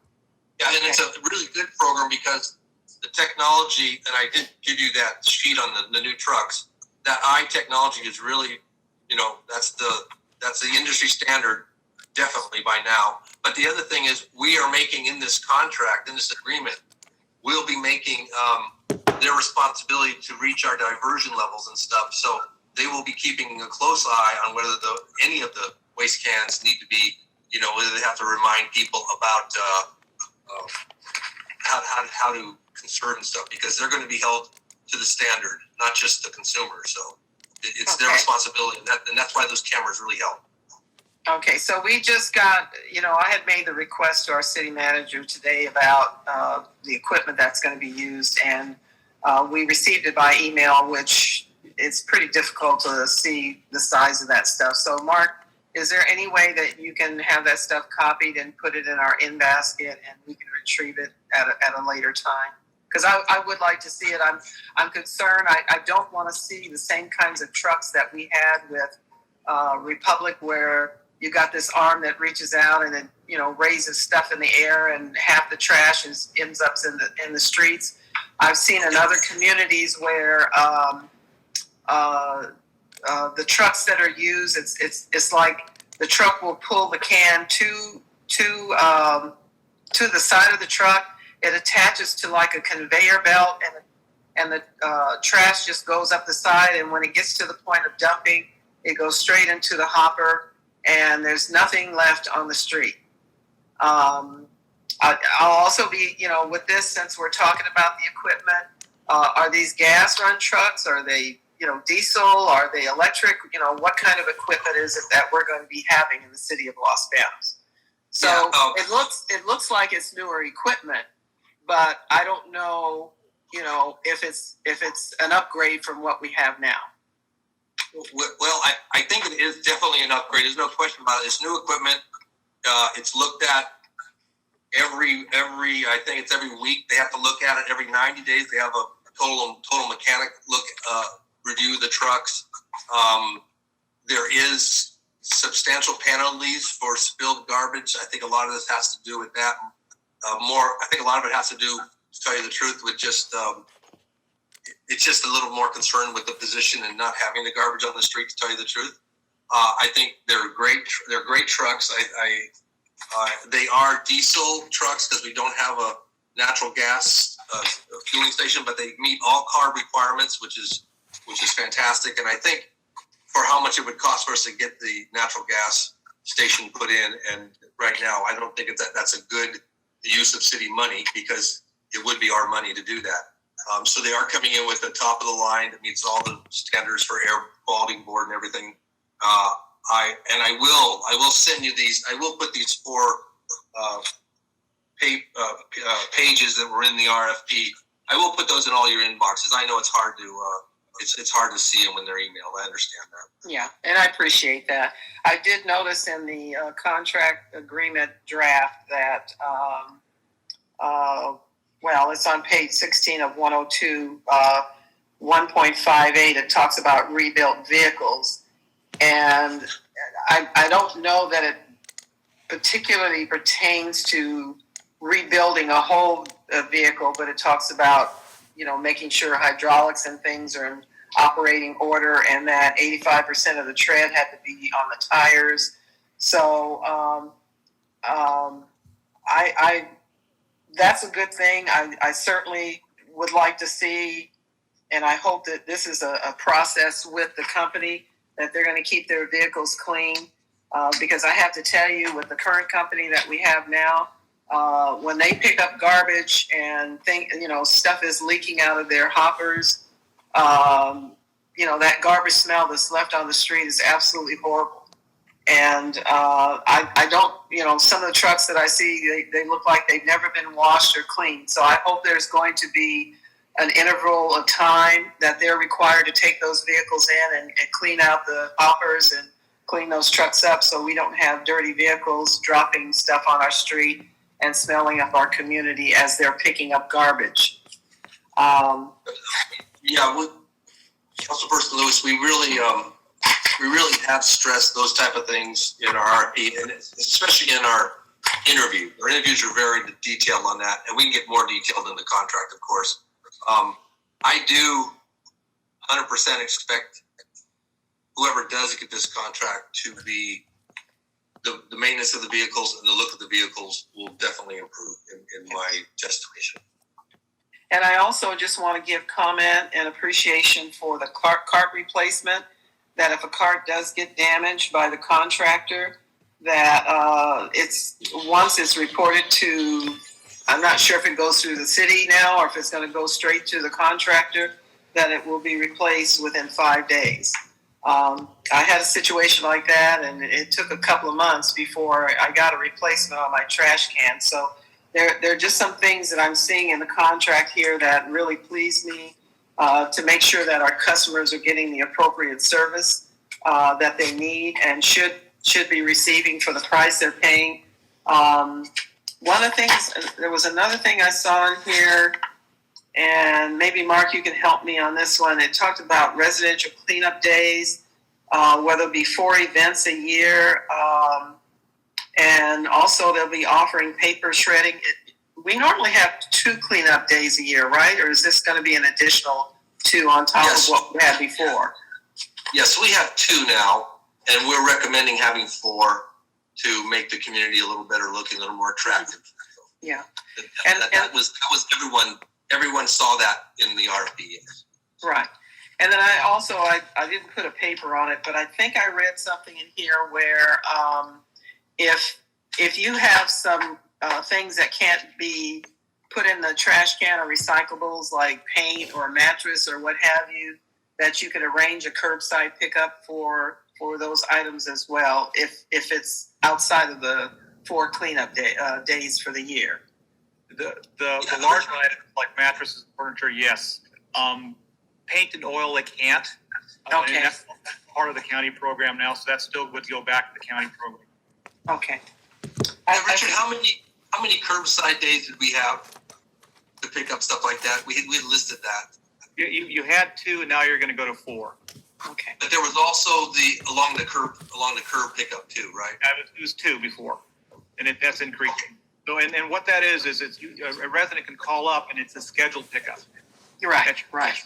It's a really good program, and so is that 4 times a year per resident? 4 times a year per resident. Okay. All right.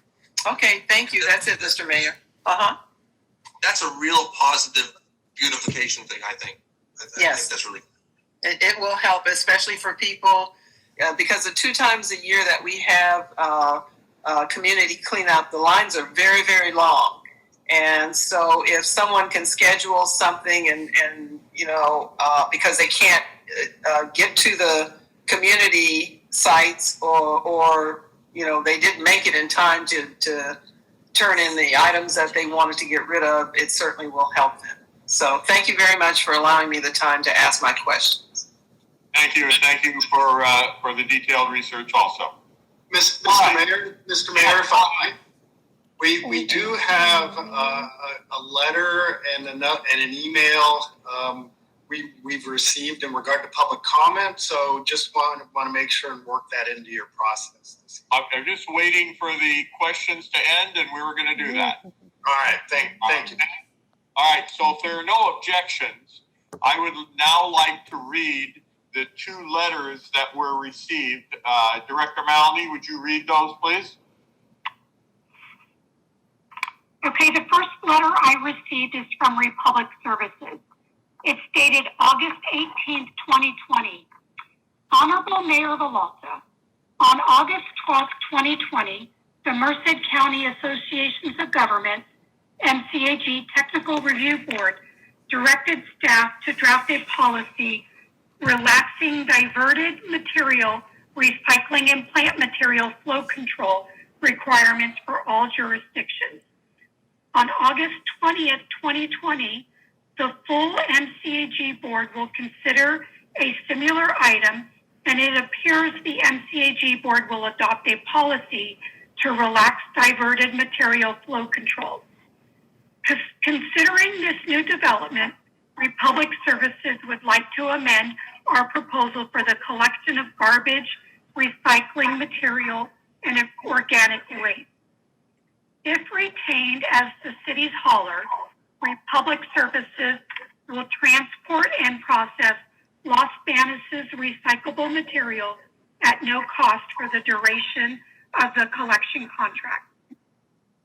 Republic Services will pay the transportation cost from Billy Wright Landfill to Republic's Newbie Island Resource Recovery Park and accept the material with no tipping fee or processing costs. Recently, the Merced County Regional Waste Authority, MCRWA, accepted unsolicited bids for the transportation and processing of recyclable material and received quotes from several entities to transport and process the recyclable materials. Republic service quote for all of the cities within the MCRWA was the lowest available to the MCRWA. The removal of the flow control restriction provides Republic with some additional flexibility in this regard. We believe our offer to transport and process the city's material at no cost is an approximate savings to the city of nearly $300,000 per year and approximately $3 million over the term of the collection services agreement. Our offer to fix transportation and processing at no charge for the duration of the collection contract also eliminates uncertainty and potential future rate increases related to commodity price fluctuations. This is a critical element to compare against other offers that will surely be more expensive at the start and will most likely be adjusted as commodity prices fluctuate. Based on our ability to all but eliminate any transition risks and service interruptions associated with the new service agreement, as well as our ability to transport and process the material at no cost, Republic Services requests that the city continue to include Republic Services in the negotiation process. Negotiating with multiple haulers will ensure the city is receiving the highest value possible. Should there be anything else that we need to provide the city so that you are certain of these commitments, please contact me and we would be pleased to provide these assurances and additional information. Please do not hesitate to contact me with any questions or concerns.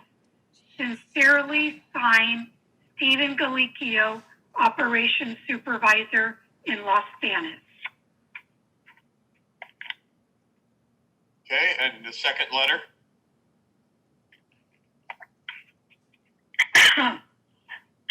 Dear City Council members, I am writing on behalf of the Teamsters Union about the consideration of approval to give the franchise agreement for the waste collection to the City of Los Banos to Mid-Valley Disposal. The group of employees at Allied Waste Republic Services are represented by Teamsters Local 386 and currently are working under a contract agreement between Allied Waste and the Teamsters Union. This contract was ratified for the period between February 2018 through January 31st, 2023. This contract provides guaranteed raises and benefits for those employees, as well as the protections that a union contract provides. We believe that this type of financial security is important for employees to be able to provide for their families and to maintain industry standard of wages and benefits. The council should know that Mid-Valley was the only group not to reach out to us to request a copy of the contract, nor make any contact to inquire about our plans to represent these employees in the future. I will tell the council that we intend to enforce the current agreement and will fight to ensure that the current group of employees maintain their employment and suffer no lost wages or benefits. I truly hope this council will take this into account and consider the potentially affected members and their families when voting to approve resolution number 6259. I ask the City Council to remember it's about people and not the cheapest bid.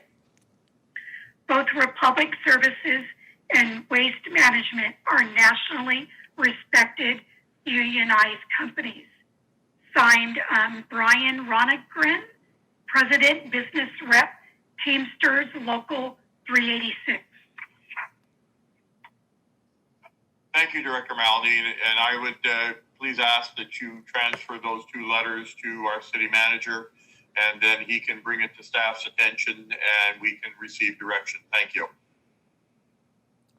Okay, at this time, are there any questions from council on resolution number 6259? Faria? No questions. Santos?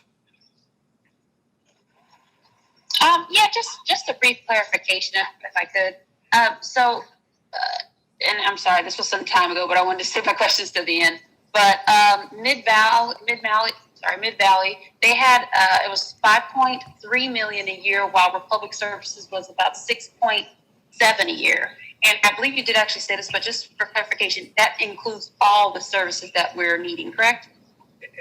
Everything except for the cost of recyclables, because currently on the posted gate rate for recyclability right is 0. We know there's a cost associated with that, but yes, it does. All the services. Okay. And also, that's the non-agreed bid price. That's the RFP price. So that's from the RFPs. Okay, thank you. And then also, I'm sorry, go ahead. This is just direction to negotiate right now, to go. It's not approving the contract. Oh, okay. No, I'm just getting some clarification. Thank you. Go ahead. And I did see that, well, you were stating that they have to, if employees do come over, it would have to, they have to stay, well, they are allowed to stay up to 90 days, and I imagine per some type of pending review and whatnot, correct? Correct. It's a minimum of 90 days. Okay. And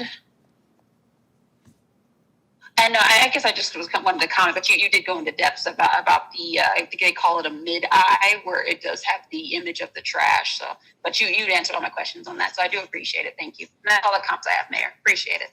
Thank you, Mrs. Santos. Councilperson Santos, not only does it keep track of what comes into it keeps track of what the truck's doing too. So if someone said, "Oh, that truck did a bad movement or something," they have that. That eye's there to watch it.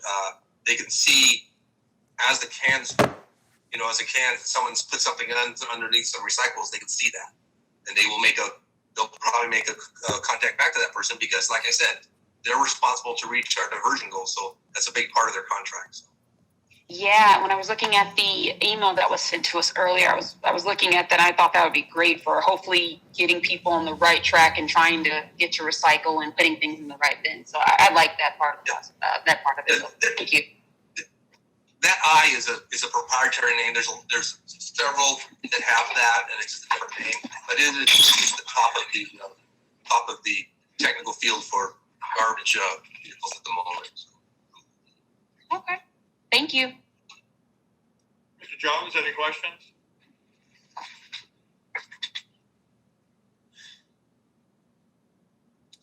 Mr. Jones, any questions?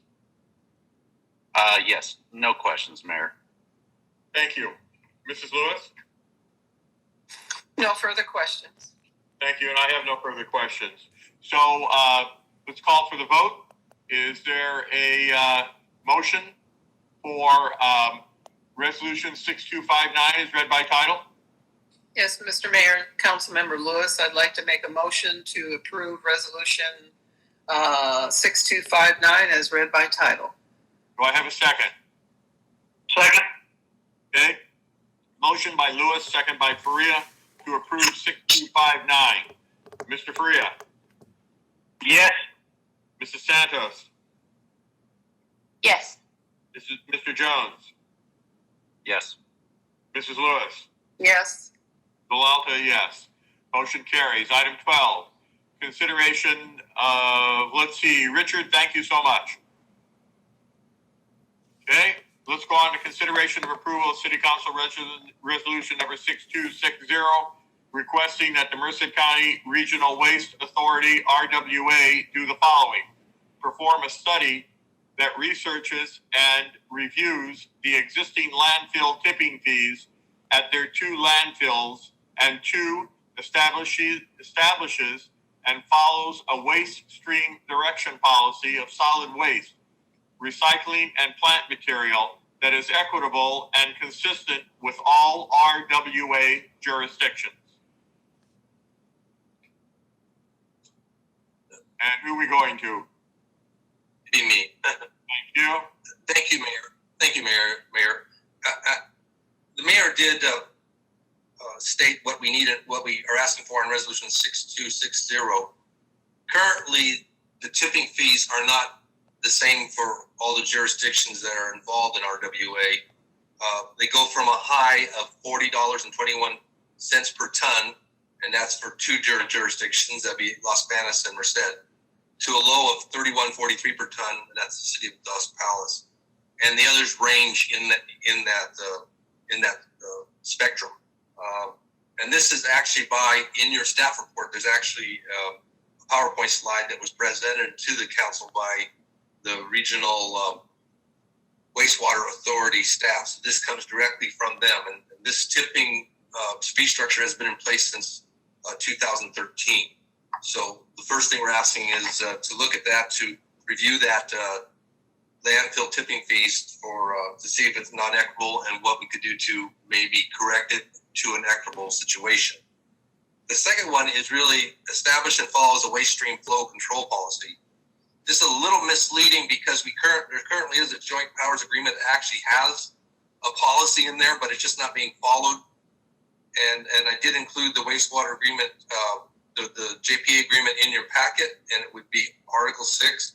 I also included from 2013 a letter from the from the attorneys of RWA stating that policy was for all flow control that goes through RWA. The biggest issue here is this isn't what is happening now. There's 3 jurisdictions within the MCAG, this is all under MCAG, that actually send their green waste to other landfills. And the other issue that comes out of this is all the debt service that RWA has is all through the garbage, the garbage. And that is a waste stream that makes sense to stay the way it is because all the debt service is requires that garbage to be in that waste stream. When, as it is now, the green waste and is actually a negative, as is the recyclables, the green waste especially. So the second recommendation was just see if RWA will look at that waste stream flow policy as it appears in the JPA and either change it so it's equitable or make it consistent to all the agencies. We have to do something. We're sort of like in the middle. You could be quoted the JPA article, but it's not what's happening and has been happening since 2013. So, and all these exhibits actually are from RWA, and I did not create these, so they're all from RWA staff. So, and I think that this is sort of a direction that our mayor, as your representative on RWA, would like to have some direction as the council as a whole to this, I believe. Now, I'm not trying to speak for you, Mike, but I think that's what you're looking for. At this point, that's all I have. Well, thank you, Mark. A very good explanation. And council, I'll tell you what happened. I was at an MCAG meeting, and they were talking about flow control. And I'll go through the tipping fee first. And during the flow control presentation, one of the sheets that was flashed on the screen for about no more than 5 seconds was the tipping fee rate.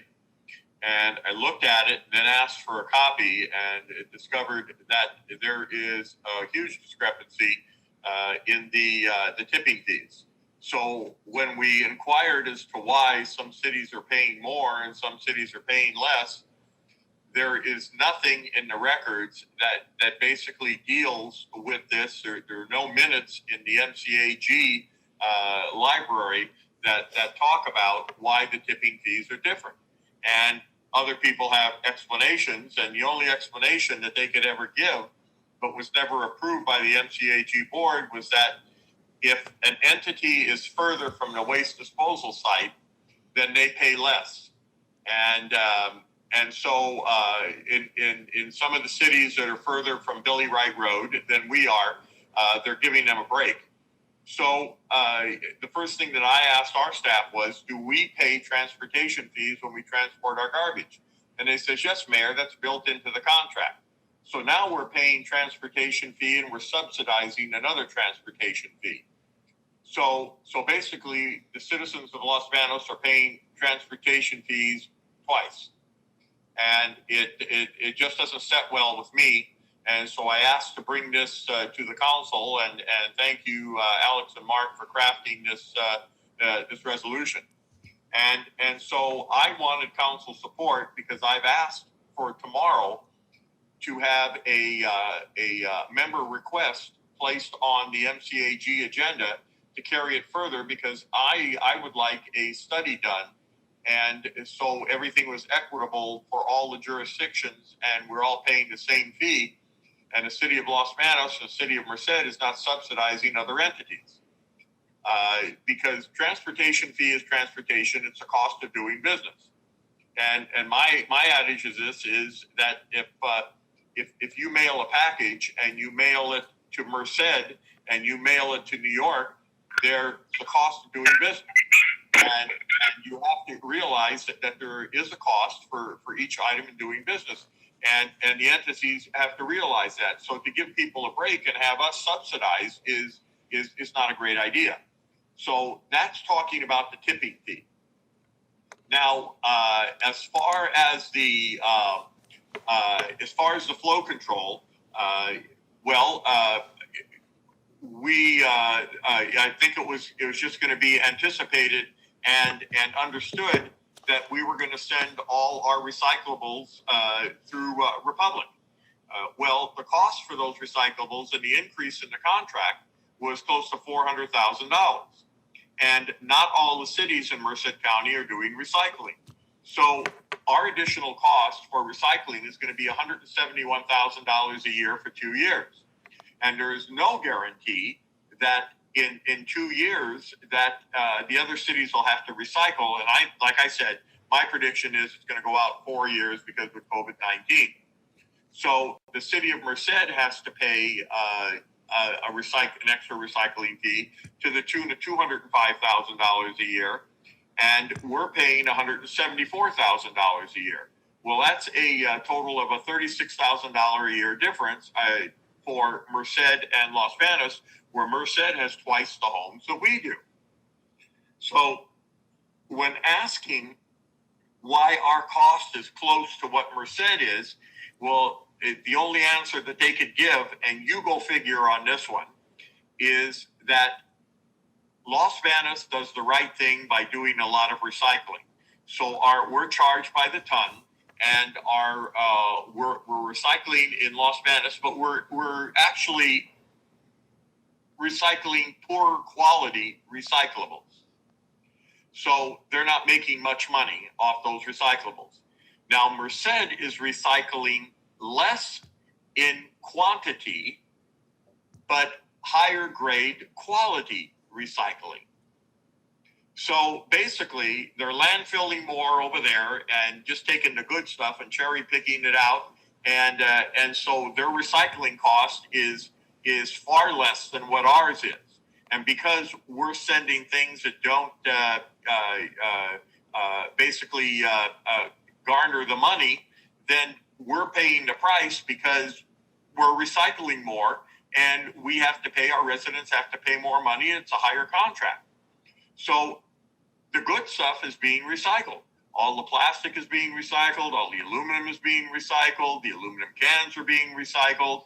The metal is being recycled. Los Banos is doing a great job of self-serving. And so we're on the back end, we're paying a lot more to recycle our garbage, where Merced is not recycling as much. Again, not to be a broken record, but they're recycling higher quality goods, so they're making more money back. But it doesn't seem fair to me that we're paying $174,000 additional, and Merced with twice as many homes is going to pay $205,000 a year additional. And that's for a 2-year contract. And again, not to recap, but I will, that there's no guarantee that by 2022, all the other entities who are not recycling now will have to recycle. So the agreement was pulled off the table because at TRB, the 2-year extension for the recycling was pulled off the agreement. It's not even on the MCAG agenda tomorrow because when they found out that Los Banos may have a different pathway for its recyclables, then it threw a whole monkey wrench into the recycling, the 2-year extension on the recycling contract, because now all that stuff that Merced or Los Banos recycles may go to a new entity. And so therefore, they're not going to have the quantity of and possibly the quality. So it's going to cost more money for the other entities to recycle on the east side, because Los Banos is not going to be contributing a tremendous amount. So, but we have to save money for our residents, and we have to find ways to cut down.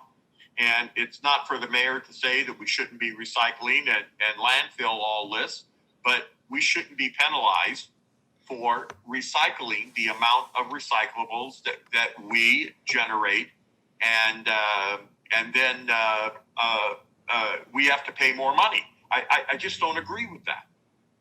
So we're asking that the flow control policy that's on tomorrow be approved, and be approved as is, with the recommendation that we be allowed to go other places for our flow control.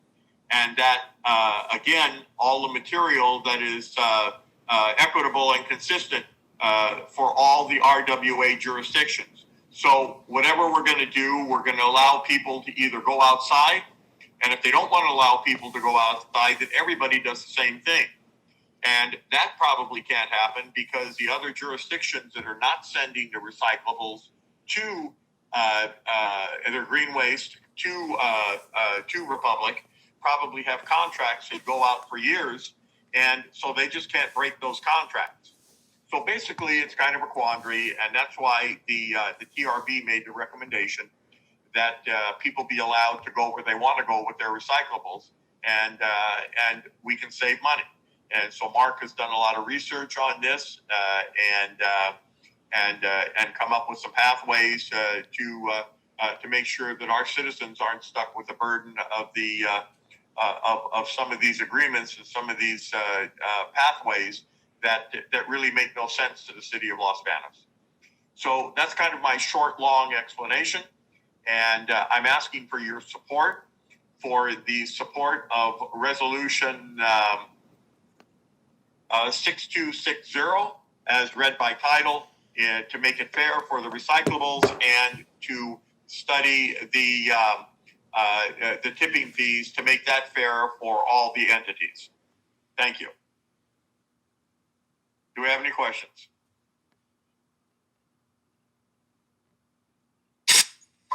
Well, Mr. Mayor, Councilmember Lewis, I don't have any questions, but certainly, the state set the rules on recycling, and if our residents choose to take their aluminum, metals, glass, and what have you to a recycling center and get back some of the money that they had to pay for that recycling up front, that's their choice.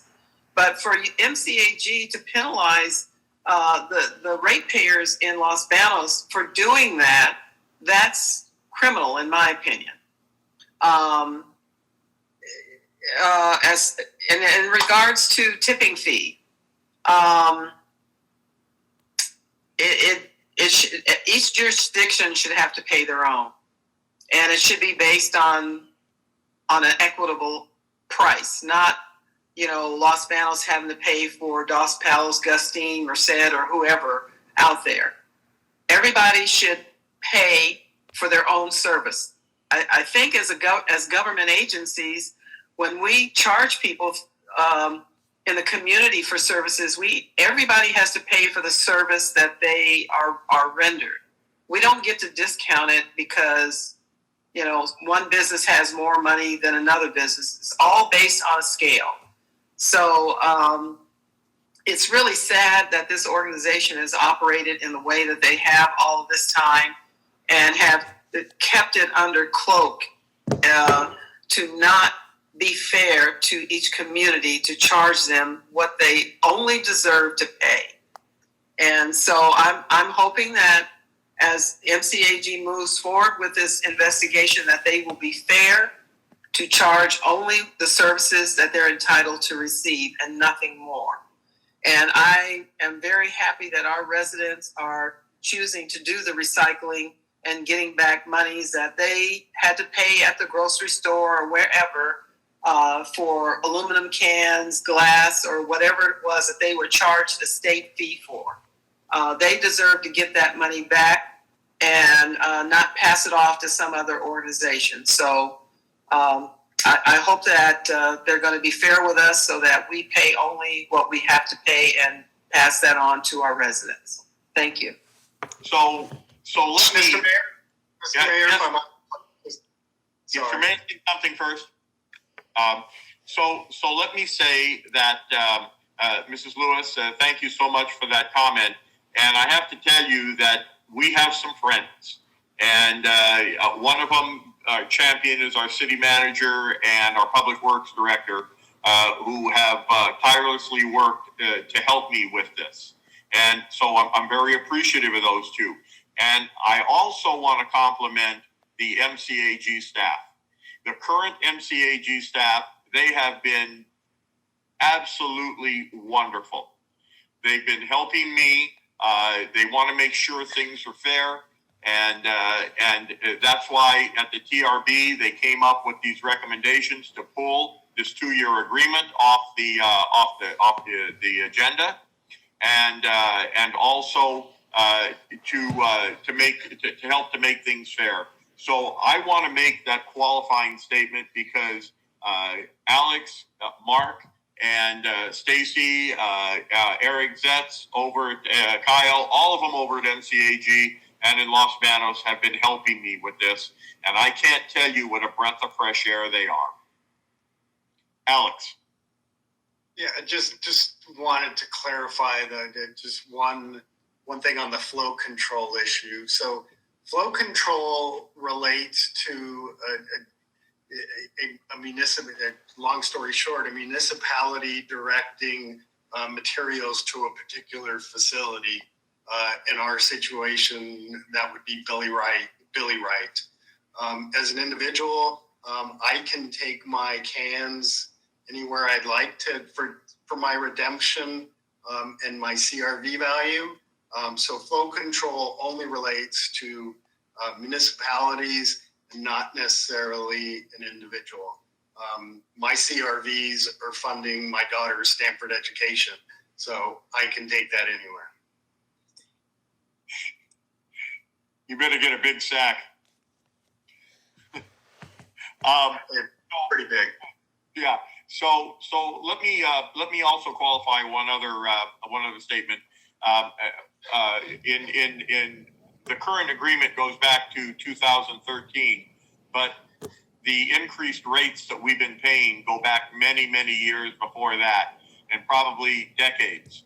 And that Los Banos and Merced and other municipalities have been paying more than their fair share of what the tipping fee would be. So the last rate hike was 2013, but we've always been paying more money, and in the process, it costs what it costs. Mrs. Lewis, you are right. The entity can't make any more money off the municipality than actually what it costs for that service. And Los Banos is paying over the cost of that service. So I wanted to clarify that for you, Mrs. Lewis. Okay, Mr. Faria, do you have any questions?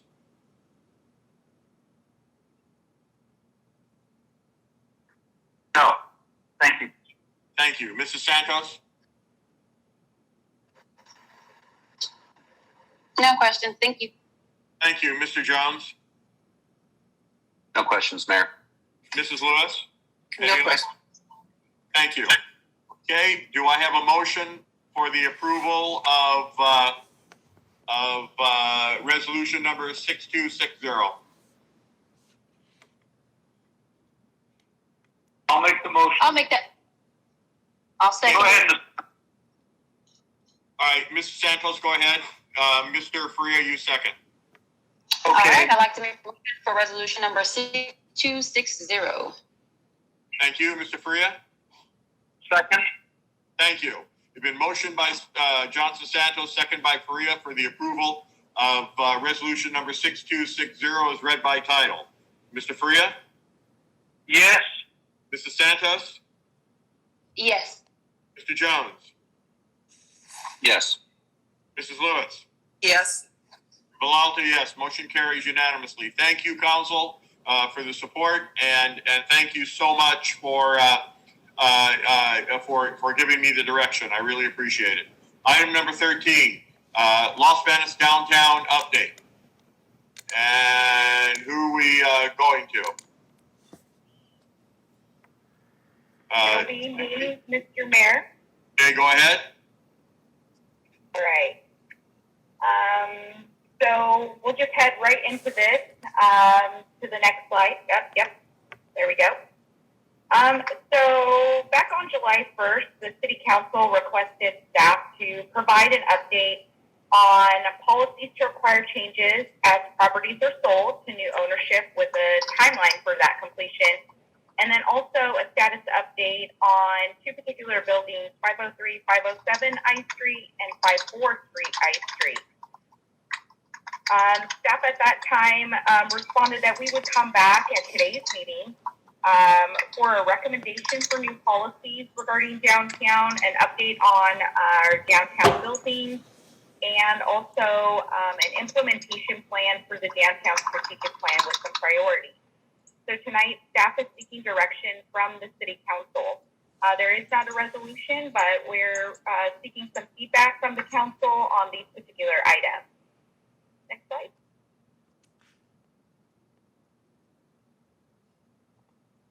So first, we're going to talk about our existing downtown regulating codes. We do have a section that is within the code that refers to boarded or vacant buildings and the time period for maintenance. So according to this ordinance, no property owner shall be allowed to have a building to stand vacant for more than 60 days unless they meet some criteria. One is that they have an active building permit. Two, the building would have to meet all applicable building codes and is actively offered up for sale. And also that it's maintained in a safe and orderly manner and does not contribute to blight. We do have another section within that same ordinance that talks about vacant buildings and having a monitoring fee. This, according to the ordinance, is an annual vacant building monitoring fee, and that amount is to be set by a resolution. As of right now, that resolution has never been set. We do not have a monitoring fee, and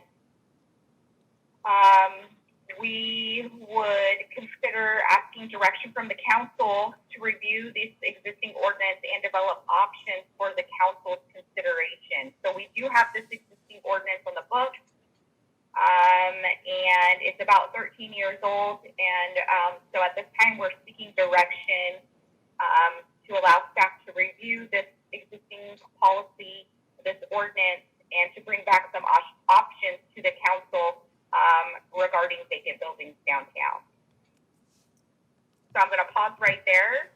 If that's okay, Mr. Mayor, and maybe give a little bit of feedback as we go along. Okay.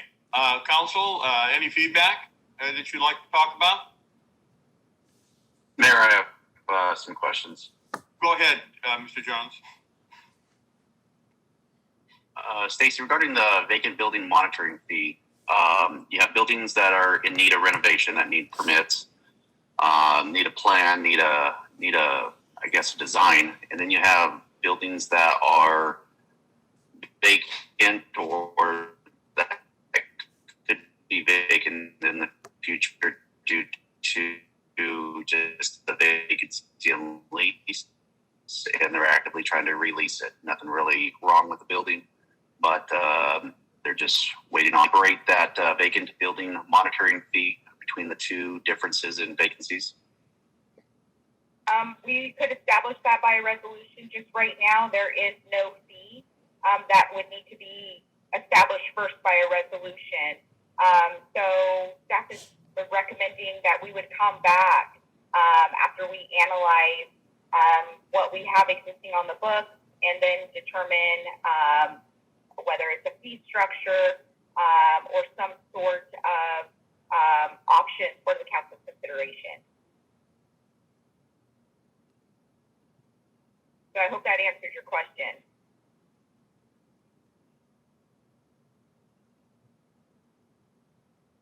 Mr. Jones? Yeah, that does, and that will help quite a bit. And then there's other, there's like one building in the, I'm sorry, can you guys hear me? It seems to be a delay in conversation here. Regarding, say, one of the buildings downtown where they're doing a pretty good size renovation on. Yes, so according to the ordinance we have on the books, if they have an active building permit and they are actively making those renovations, they actually wouldn't be subject to the annual monitoring fee. but that's what we have All right, currently on the excellent. books. And what we would suggest is that we provide maybe some options back to the council if the council so chooses. Thank you. Any other questions? Mr. Yes. Webb? Yes, Mr. Mayor. Stacy, so as Councilmember Jones said, we have one building downtown that's being actively renovated. And then we have other buildings that have been purchased and they're just in disarray. And, you know, we have some ordinances on the books, but apparently whatever we have on the books doesn't have enough teeth in it to deal with these building owners who purchase things and just sit on it for whatever reasons, whether it's just, you know, they buy it for a financial hide or, you know, they plan at some future point to renovate it. But I guess what we're trying to get to here, at least for me, is if they're going to purchase these buildings, then, you know, the city needs to be working with them, you know, pretty quickly to do whatever needs to be done to do a renovation if it's not up to code.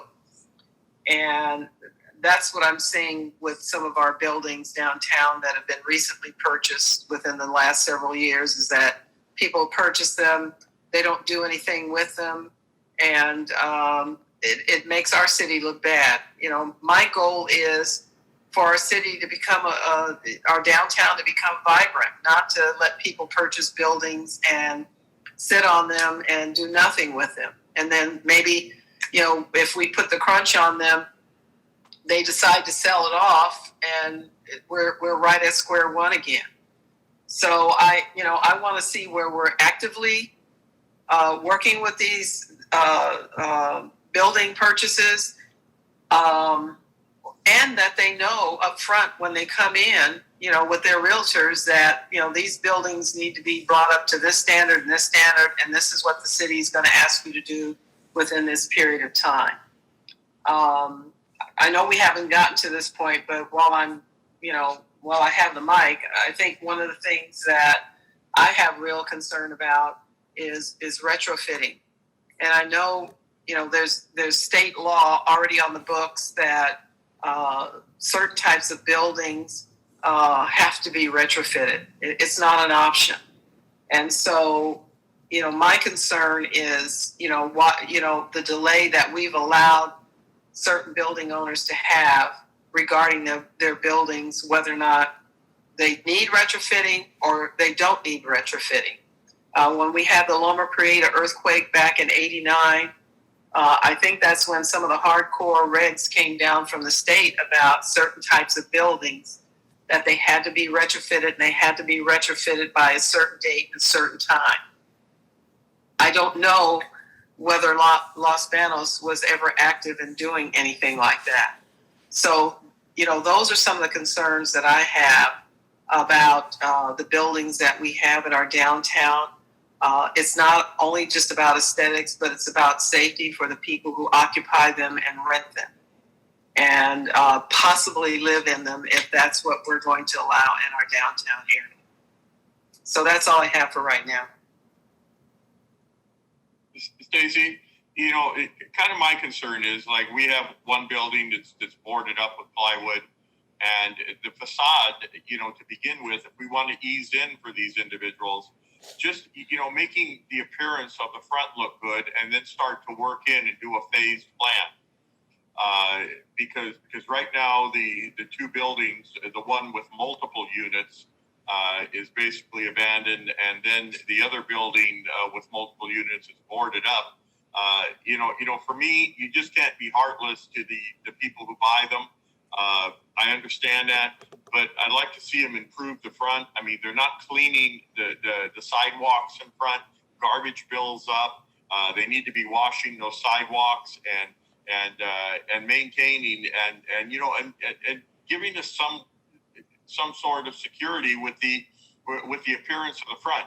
And then, you know, we can continue to work with these property owners to get things done. But just to put sheets of plywood over the facade of a building and leave it there for months we haven't allowed anyone else to do that. And when they had a broken window, we gave them so much time to fix it, and they did.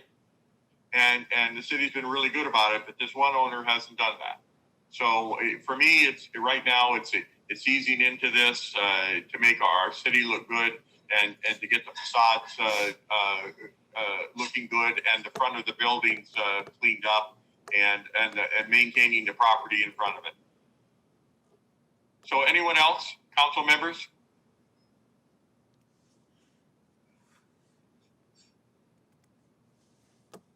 Okay. So not hearing anyone. So Stacy, why? I think unless the council has a problem, why don't you put something together and bring it back to us? Yeah, Mr. Mayor, if I might, I think based on the comments we're hearing from the council, we'll put together not only using the vacant building tool as an option, but we'll look into other options for council's consideration to address the concerns we're hearing tonight. Okay. Thank you. Anyone else want to speak on this item? No comments from me, Mayor. Okay. Not hearing. No comment.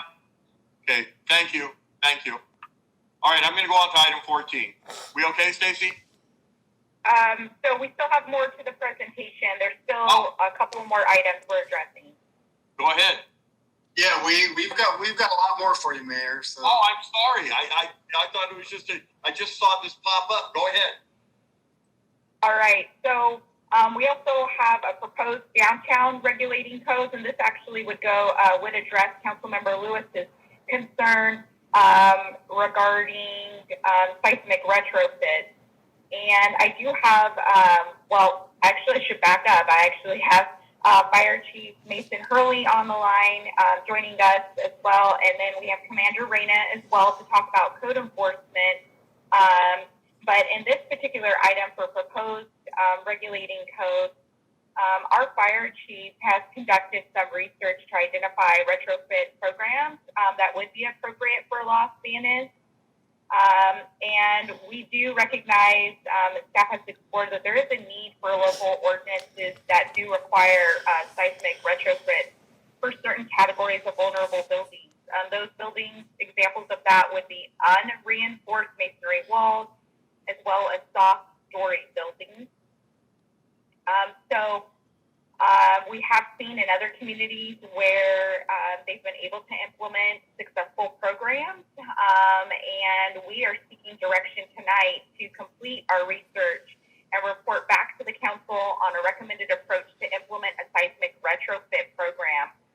We would report back to the city council within about 90 to 120 days. We think we'll be able to provide some adequate research within that time frame. And then after that research, we'll provide some options to the council. And what we are anticipating is that from inception to implementation, an ordinance of this magnitude, that timeline would be about 12 months to implement. So if the council is in agreement to give staff direction to move forward to research and report back to the council on a recommended approach to implement seismic retrofit. Okay. Mr. Freer, you okay with that?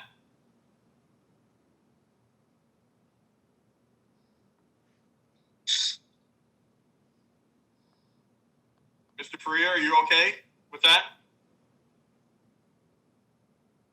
Mrs. Santos, are you okay? Yeah, I'm sorry, Mayor. I'm okay with that. I just got an update on a fire. Okay.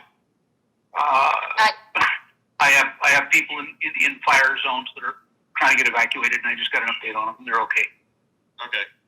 All right. So you're okay with this proposal for regulating codes? Yes, I absolutely think we need to get a handle on that downtown, on those problems. There are too many problems right now. It's not safe, and it's not beautiful. And whatever we can do to fix that, and if there's if there's any grant funding out there, or anything to help us with this or help the landowners with this, that's great to look forward to. I know we're always looking for stuff. But we have to get a handle on this because it's really gotten bad in the last year or so. Yeah, thank you. Thanks. Mr. I appreciate that. Okay, Mrs. Santos? Yes, the seismic retrofitting, I definitely agree with that. And I would love to see when, I'll be taking a look, I guess, from afar to see how that goes with the seismic retrofitting in a year or so. Thank you. Yes. Mr. Jones? Yes, I'm good with that. Thank you. Mrs. Lewis? Yes. Okay, and I'm also good with that. Yes, very much so. See, thank you, Council. That's all I can say. All right, Stacy. Yes, Mr. Mayor, just one Yes, comment on this item. And I think Stacy kind of briefly alluded to it. It's a significant effort. And our thought is it could take up to a year. And in this process, we would look to be engaging, the downtown community, i.e., property owners, in this process. So this will involve probably some significant outreach to those business owners, the Downtown Business Association. So significant undertaking, but we're ready to roll up our sleeves and work on it. That's all. Appreciate it. Thank you. Thank you, Okay. Alex. Anything else, Stacy? No, we can go to the next slide. Okay, go ahead. So now I want to get into the downtown buildings update. So this property is 503 and 507 I Street. This particular building we have already talked about as it is currently boarded up. There was an approved building permit. There is an approved building permit. The building permit, though, has not been issued. The property owner has had difficulties obtaining a specialized inspector for engineered buildings. So this particular building permit required a seismic retrofit and a special structural engineer to design the retrofit. The inspections require a structural engineer to inspect.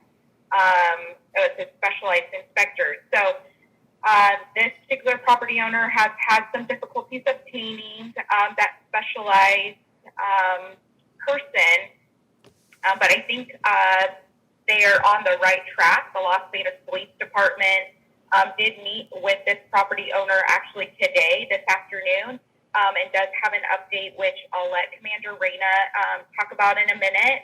But what triggered, just to give a background on what triggered the board to go up, was that the Las Vegas Police Department had received a report regarding broken windows at 507 I Street and required that the building be secured. So the property owner did put up the board, but is actively working with the city to remediate the issue. And code enforcement has been working with the property owner. So Commander Reyna, would you be able to give us an update on what has transpired today? Yes, good evening. Our code enforcement has been working on this project with planning and fire department, and this remains a priority for the police department and code enforcement. We've learned after today's meeting that the owners do plan to have, they hope to have repairs done by the end of the month. They are working with a firm due to the special needs of this building. We also spoke with them about concerns that there is visible trash. So from what you see where the boards are, behind those boards, there's also visible trash. So we don't want new glass to go up. And then we have an issue where walking on the sidewalk, you see trash everywhere. So we're also looking at addressing those issues as well. The property owner is very cooperative with us, and they are communicating with us as well. So that's a step in the right direction.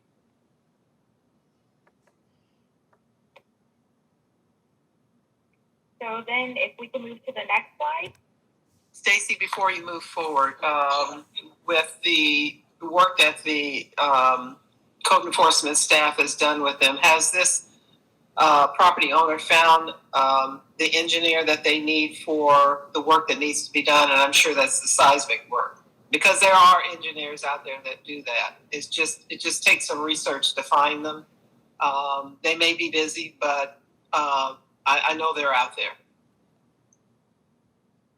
So I guess I'm wondering, other than fixing the windows and picking up the trash, have they moved forward and have they found an engineer to start working on that problem? So I don't want to speak for code enforcement, but from based on the update that I received today, yes, code enforcement was able to get confirmation from the property owner that they were able to obtain a structural engineer. The building department was waiting on a specific report, and that is supposed to be that has been obtained just recently, and so they are now actively working through the last item to be issued their building permit. Okay, thank you. Yes, that is correct. They did identify the company.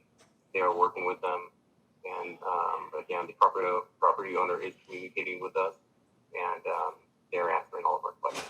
So.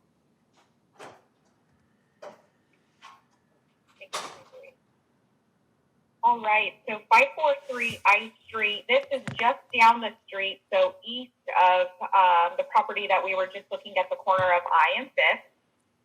543 I Street does consist of 541 and also 547. 541 and 547 are commercial properties, commercial units that are on the bottom floor, and 543 is the residential units on top. It does consist of about 10 residential units on top. And back in 2019, this building, the residential section, did have a fire that occurred in the maintenance room, which made the building unsafe to occupy. Our fire chief, who's also our building official, posted the building unsafe to occupy due to the damage to the electrical services to the building.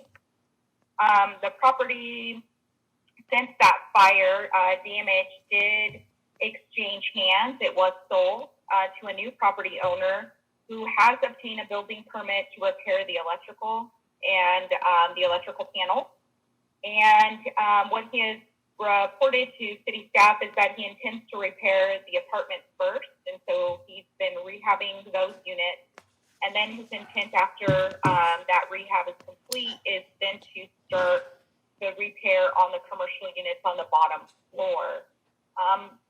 Chief Hurley or Commander Reyna, but Chief Hurley, I know that you spoke to this property owner. Would you be able to give us a more up-to-date report?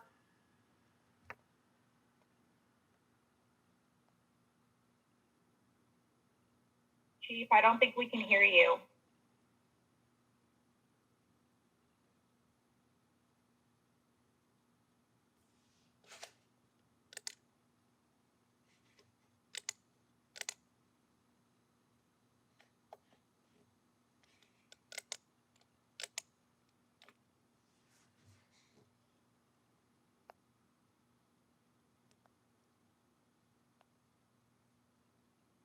So while we're waiting, oh, I think we got him. Nope, that was me. Chief, I don't think we don't hear your audio, Mason. Stacy, this is Ray again. While we're waiting, I do know that the chief, as well as our code enforcement staff, did meet with the property owner at 543 I Street. And one of the concerns, again, was the downtown area, the downstairs location, specifically the glass and the trash that's visible from the street and the sidewalk. Again, the property owners are working with us and they're staying in communication with us. That's always a good sign. They've also committed, and we've also given them until the 20th to address those issues with the glass and also the trash that's in the downstairs portion of the building. So.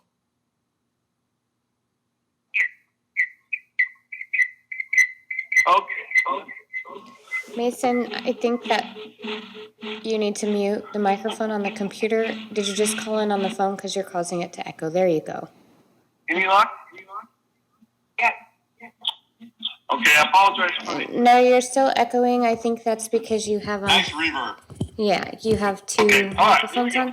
So I apologize for the echo and problems. Can everyone hear me? Yes, you're doing fine. Good now. So, yeah, okay. Well, like Stacey said, we have been working with the property owner from the very beginning of the time when he purchased the property. The building department, fire department, along with planning and code enforcement, met with the property owner and identified the issues that were identified after the fire and after we had gone through and identified some hazards that we noticed, mainly electrical, some exit requirements, and just general cleanup and just safety issues that we require in all these departments. I'll give you a little backdrop in regards to the fire. The night of that fire, the fire was started by extension cord that ran to the utility room from another unit because the unit that was taking the power from the utility room did not have electrical service, which overloaded the system and caused some problems. So that caused us to look a little further and identify other issues at the main panel, and PG&E was able to shut everything off, and that's one of the main reasons we posted it unsafe. Since that, the property owner has replaced the panels, has done upgrades to the sub panels for each unit, and is currently has received service to that unit, mainly so he could start doing some cleanup and some retrofitting and some maintenance to the structure itself. We went through the property the other day, actually with the property owner. He met with us. We identified some other issues that need to be done and gave him some direction that he was unclear of or didn't ask in regards to what was necessary. We had provided him information before, but he didn't follow up on it regarding a business license and some of the proper inspections for each unit. So we're working with him, spoke with him again today. He's got a plan. He's working directly with our building inspector and keeping us up to date on what's going on. The property is, in regards to the condition it was prior, it is significantly better. There is still plenty of work that needs to be done, and we are actively engaged to make sure that when it is fully occupied and released for occupancy, that it will be up to the standards that we can actually enforce. There's things that we would love to be able to do further, but we'll go to the full extent that we can. And one of those is the structural engineering and the engineer calculations for the property. So just rest assured that we are actively working with that property owner, and he is also working with code enforcement. And I'll let Commander Reyna follow up on that issue. If there's any questions, I'm here to answer any. Okay, any questions for Chief Hurley? Okay. Commander Reyna, any other comments? No, sir, just other than this downtown project, and it's a priority for us. And so we're going to work very closely with fire department and planning to make sure that we can accomplish it. Thank you. Stacey, anything else? Okay. No, we can move on to the next slide if Go ahead. we'll go to the update. Before we move forward, Mr. Mayor, I have a question of Stacey. Yeah. On that previous building, the previous slide, as you're working with the property owner and they rehab the insides of these buildings, is there going to be, I would hope that we're going to work with him to do some facade improvement on the exterior as well. We would like to see that as well and encourage that rehab. And I think that's a part of the options that we would be bringing back as the part of the regulating code for, for the municipal code in downtown and for these facades. Okay, because it just to rehab the inside and keep it looking the same on the outside doesn't do anything much for our downtown as far as aesthetics is concerned. Okay, thank right? you. Especially this building, we have some brick and mortar that is starting to fail on the facade that needs to be addressed. So the next building, not one that was necessarily brought up back on July 1st, but I did want to report, as we all know, the Old Crest Theater it was recently purchased within the year, and it is being rehabbed. Currently right now it's a cosmetic rehab. So they are going through the exterior of the building, painting, they retiled, and put new windows in. We are anticipating, and what we've heard from the property owner, that next would be to rehab the interior of the building, which will require building permits and architectural plans. So we will be waiting for that building permit application, which we hope will come soon, so that the Crest Theater can be occupied and used for business. Next slide.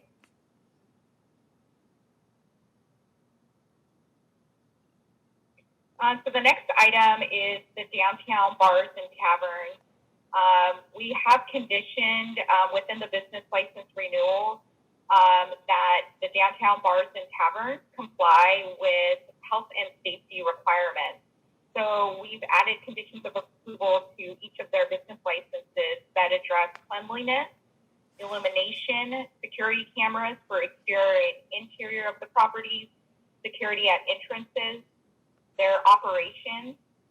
We've also addressed loitering, loud amplification. They are required to report a crime when it occurs to the Los Angeles Police Department. And then within those conditions, we've given that the Los Angeles Police Department has the authority to shut down those businesses if they are in violation of those conditions.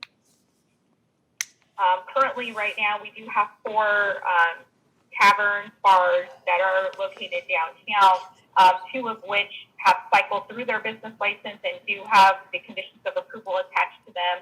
And then we have 2 that are expiring at the end of this month, that with their renewal will be having the conditions of approval also attached to their business license. We did notify these businesses at the end of 2019, the last quarter of 2019, and gave them the draft conditions of approval, and we asked for comments and allowed for any of those businesses to meet with the police chief and I to discuss those comments, those conditions. We did not receive any feedback from those businesses, so they are cycling through their business license renewals. Those businesses, though, have been shut down. The renewals that were at the beginning of the year were in March, and that's when the shutdown occurred. So we have not had those businesses really open to see how they are operating with the conditions of approval, but we have not had any negative response from those business owners. So we anticipate full cooperation. Mr. Mayor, I have a question. Go ahead. On one of the taverns downtown in particular, there is overhead residency.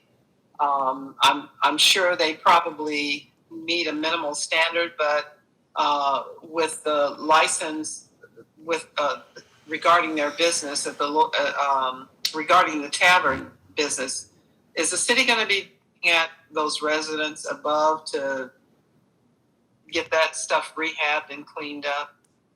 That's our next item that we're going to be doing. Okay. All right. Thank you. Okay. Just too fast, Mrs. Lewis. Okay. All right.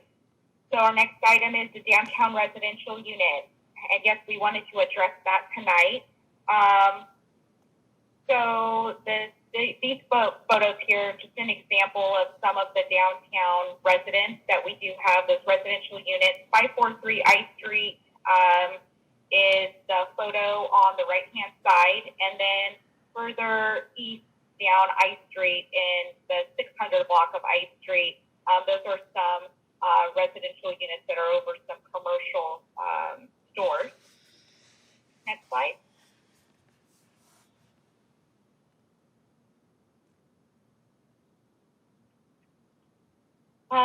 So we currently, within our business license ordinance, we do require a business license for rental or lease of multifamily residential units of 4 or more units. So with that, we are developing a residential inspection program that will work hand in hand with our business licenses to implement inspection. We are developing this program, and we've been watching what the state of California has been doing. California law has been evolving regarding residential inspections. There's communities around us that have been challenged on their residential inspection programs. And so we're watching what's happening with the state and those laws. So with that, staff is developing a comprehensive process through our city attorney's office to regulate the substandard housing conditions in accordance with California law. This is a complex and comprehensive process. Currently, though, just to give you some background, the fire department does provide an annual inspection of these downtown residential units. They do inspect the common areas for life and safety issues, make sure the exits are clear, and that there aren't any issues. But what we're looking at doing with this residential inspection program is to make sure that the units are up to code and that residents are living in a healthy condition. And if they're not, then the property owner would be required to rehab or remediate that issue. But like I stated, the state of California is evolving pretty quickly through these cities that do have these inspection programs that they've been challenged. So we want to make sure that we're providing and have good policies that keep our city safe from any type of litigation. And I don't know if our city attorney wanted to jump in or add anything. He's done quite a bit of research on various programs, and he's also been watching what's happening with the state. But if he doesn't want to jump on, that's okay. We can move to the next slide.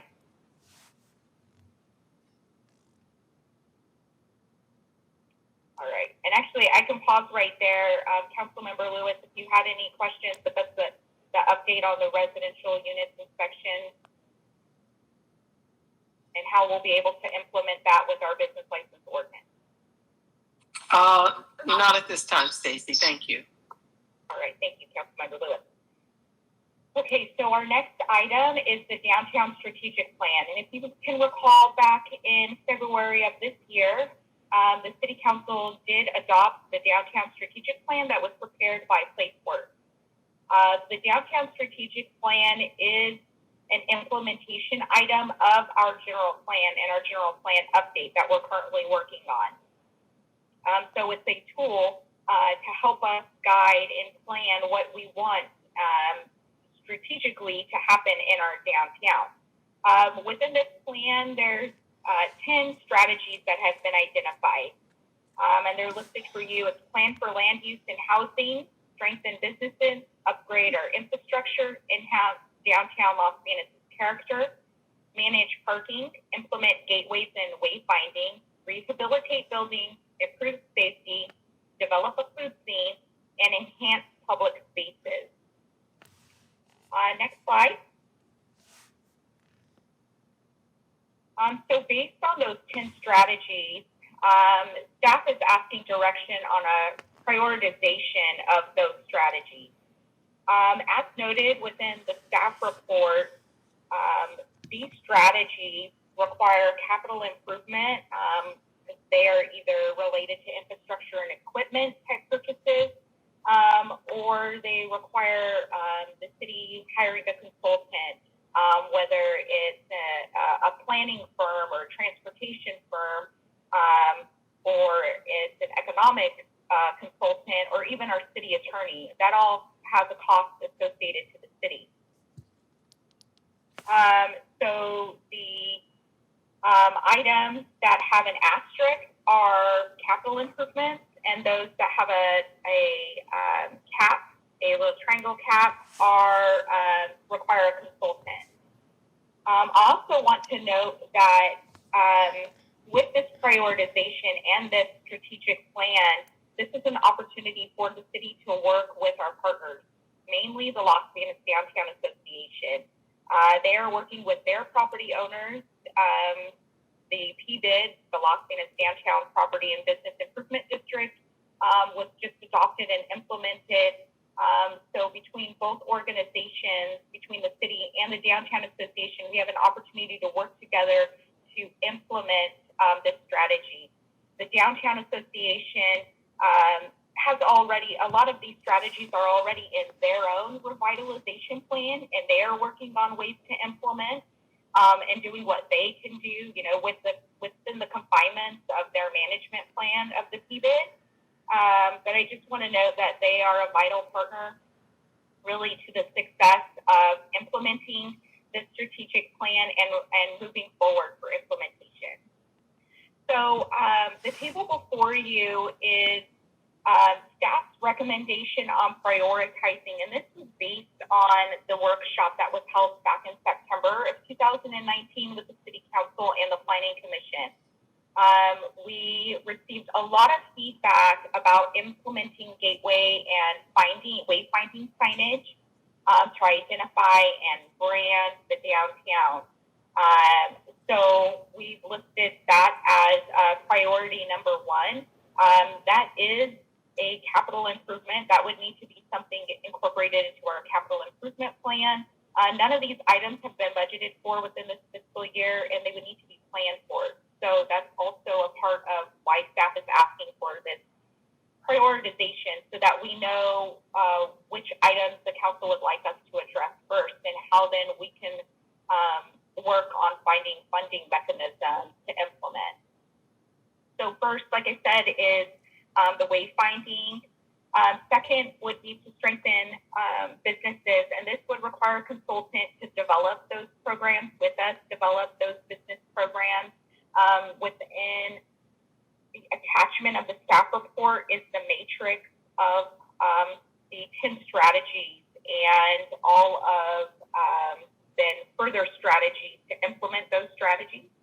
And it identifies within the implementation, within that matrix, the potential partners and what would be needed to implement those strategies, and also gives an idea of what the estimated cost level would be, and whether the timing is short or long.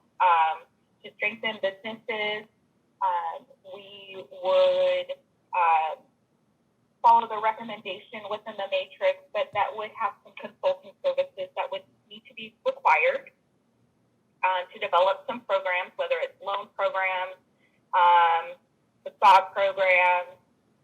There's all sorts of things. Rehabilitate businesses would be next on number 3. I think that goes hand in hand with what we heard tonight about seismic retrofit and vacant buildings, and rehabilitating what we have downtown, and really working on the beautification. That would require also some consulting, and we would be looking at the building code and the zoning code, and would use some consulting services to help us address the rehabilitation and the requirements in those ordinances that would give the city the tools to require those rehabilitations to occur. Next, is number 4, it would be to enhance downtown's Las Vegas character. This would be also consulting services would be used. We would use that to revise our design guidelines that would make downtown attractive. There's various strategies within the matrix. Signage is a component of that. I know the Downtown Association has talked about a uniform signage to make downtown attractive, and just one mechanism to enhance business downtown. And those are the types of tools and the types of discussions that we would have. So next would be 5, and that would be to develop a food scene. This too would require some city attorney time. We would need to probably revise our ordinance as it actually regulates mobile food vending. For downtown, it is allowed, it is permissible within a private parking lot, but what we see in active downtowns with an active food scene is that mobile food trucks are able to park along the sidewalk, they're able to co-tenant with another, so say it's a restaurant or maybe it's a bar and a tavern, and they're able to work alongside them. So if it's a mobile food truck and they offer another cuisine, they're able to work with say the restaurant, or if it's a dessert truck, they can complement each other hand in hand. And we are seeing that is very successful in other communities downtown. We've also seen where they've used parking lots to be able to have events, mobile food truck events, off the grid type events is what they're called, and that draws people and activity downtown, which are all the things that we're working on doing, creating that activity. Next would be number 6, to plan for land use and housing. This would require a zoning consultant and an economic consultant to be able to achieve that item, that strategy. Next would be improved safety. This would require some capital improvement for lighting and also a consultant to amend our design standards as it addresses safety. Next would be managed parking. This too would require some infrastructure as well as consulting, as we would need a transportation and parking consultant. We need to do a study on our parking downtown to determine what we have and get a plan for where we need to move forward for the future. And then we would need to design that infrastructure to manage our parking downtown based on that study. Next would be an upgrade on our infrastructure. This would be anything from our sidewalks to ADA parking, to the on-street parking. This would be even the slope of the street, which we do have a pretty steep slope, and that would be a significant cost with capital improvement funding and would need to be planned for. And then the last strategy would be to improve existing spaces. And based on the strategic plan, this would be to enhance our existing parks, like the Catholic Park right behind Santa Fe Market, also the Henry Miller Plaza, to enhance them and to activate them so that they are attractive for downtown and enhance downtown. That would require some capital improvement, as we would be improving that infrastructure within those parks to be attractive. So that concludes my list of prioritization, and I'd be happy to hear from the council on that prioritization and whether you have any suggestions to move items further up in the list or move them down. Okay, council, do you have any suggestions for Stacy and her report? No suggestions, just support for all we're trying to do there. Working very hard. If we can make all this happen, we get done with all this COVID-19. I think people are going to be really happy with what gets done. But the trick is incentivizing. How do we incentivize the landowners, the property owners, the community, everybody involved to make all this happen, because all of it costs money. Thank you. Anyone else? Yeah. Oh, sorry, ma'am. Sure. Go ahead, Veronica. Thank you. Thank you. I was going to say that the enhancing the food scene. I know that there's some time ago there was like a taco truck mentioned. Well, you mentioned that as well, and we've been kind of going back and forth about that for some time. And I really like the thought of that. I feel like that would definitely bring people downtown. And although we need work to be done downtown, I feel like that would kind of get the ball rolling, so that people might start making more efforts in their area when they notice the higher traffic. So personally, that's one of the things I definitely like to see. And then I really like the thought of the gateways, just kind of highlighting where downtown is, because I know for years people have been saying that I didn't even know you had a downtown. You just pass right through it because there's nothing that really stands out. I know now we have those little little signs on the corners, little blocks on the corners, which I think is great. But I know at some point we were looking at arching type of signage, and I know it also had its logistical issues with that as well. But personally, for me, yes, enhancing the food scene, I think would go a long way in trying to help downtown. So thank you for all your work, Stacey. I do want to note that the Downtown Association, the Los Angeles Downtown Association, is trying to work on a mobile food truck event, possibly maybe a food contest. So would encourage residents, everyone, travelers, tourists to come downtown. Timing has been an issue. I know COVID's been an issue. So I know the Downtown Association will be instrumental as a partner of the city to achieve that strategy. Any other comments from council?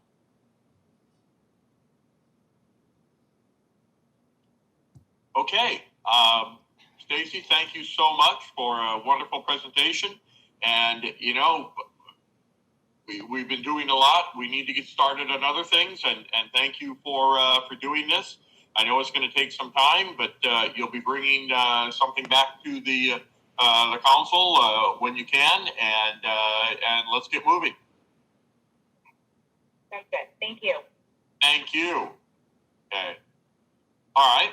Let's go on to item 14, cancellation of regular city council meeting scheduled for Wednesday, September 2nd, 2020, due to summer break. All right. Who's going to handle this one? Is this just Alex, are you going to handle this? Sure. We're recommending the September 2nd meeting be canceled, just to provide a summer break. That's all. Okay. All right. Do I have a motion in a second?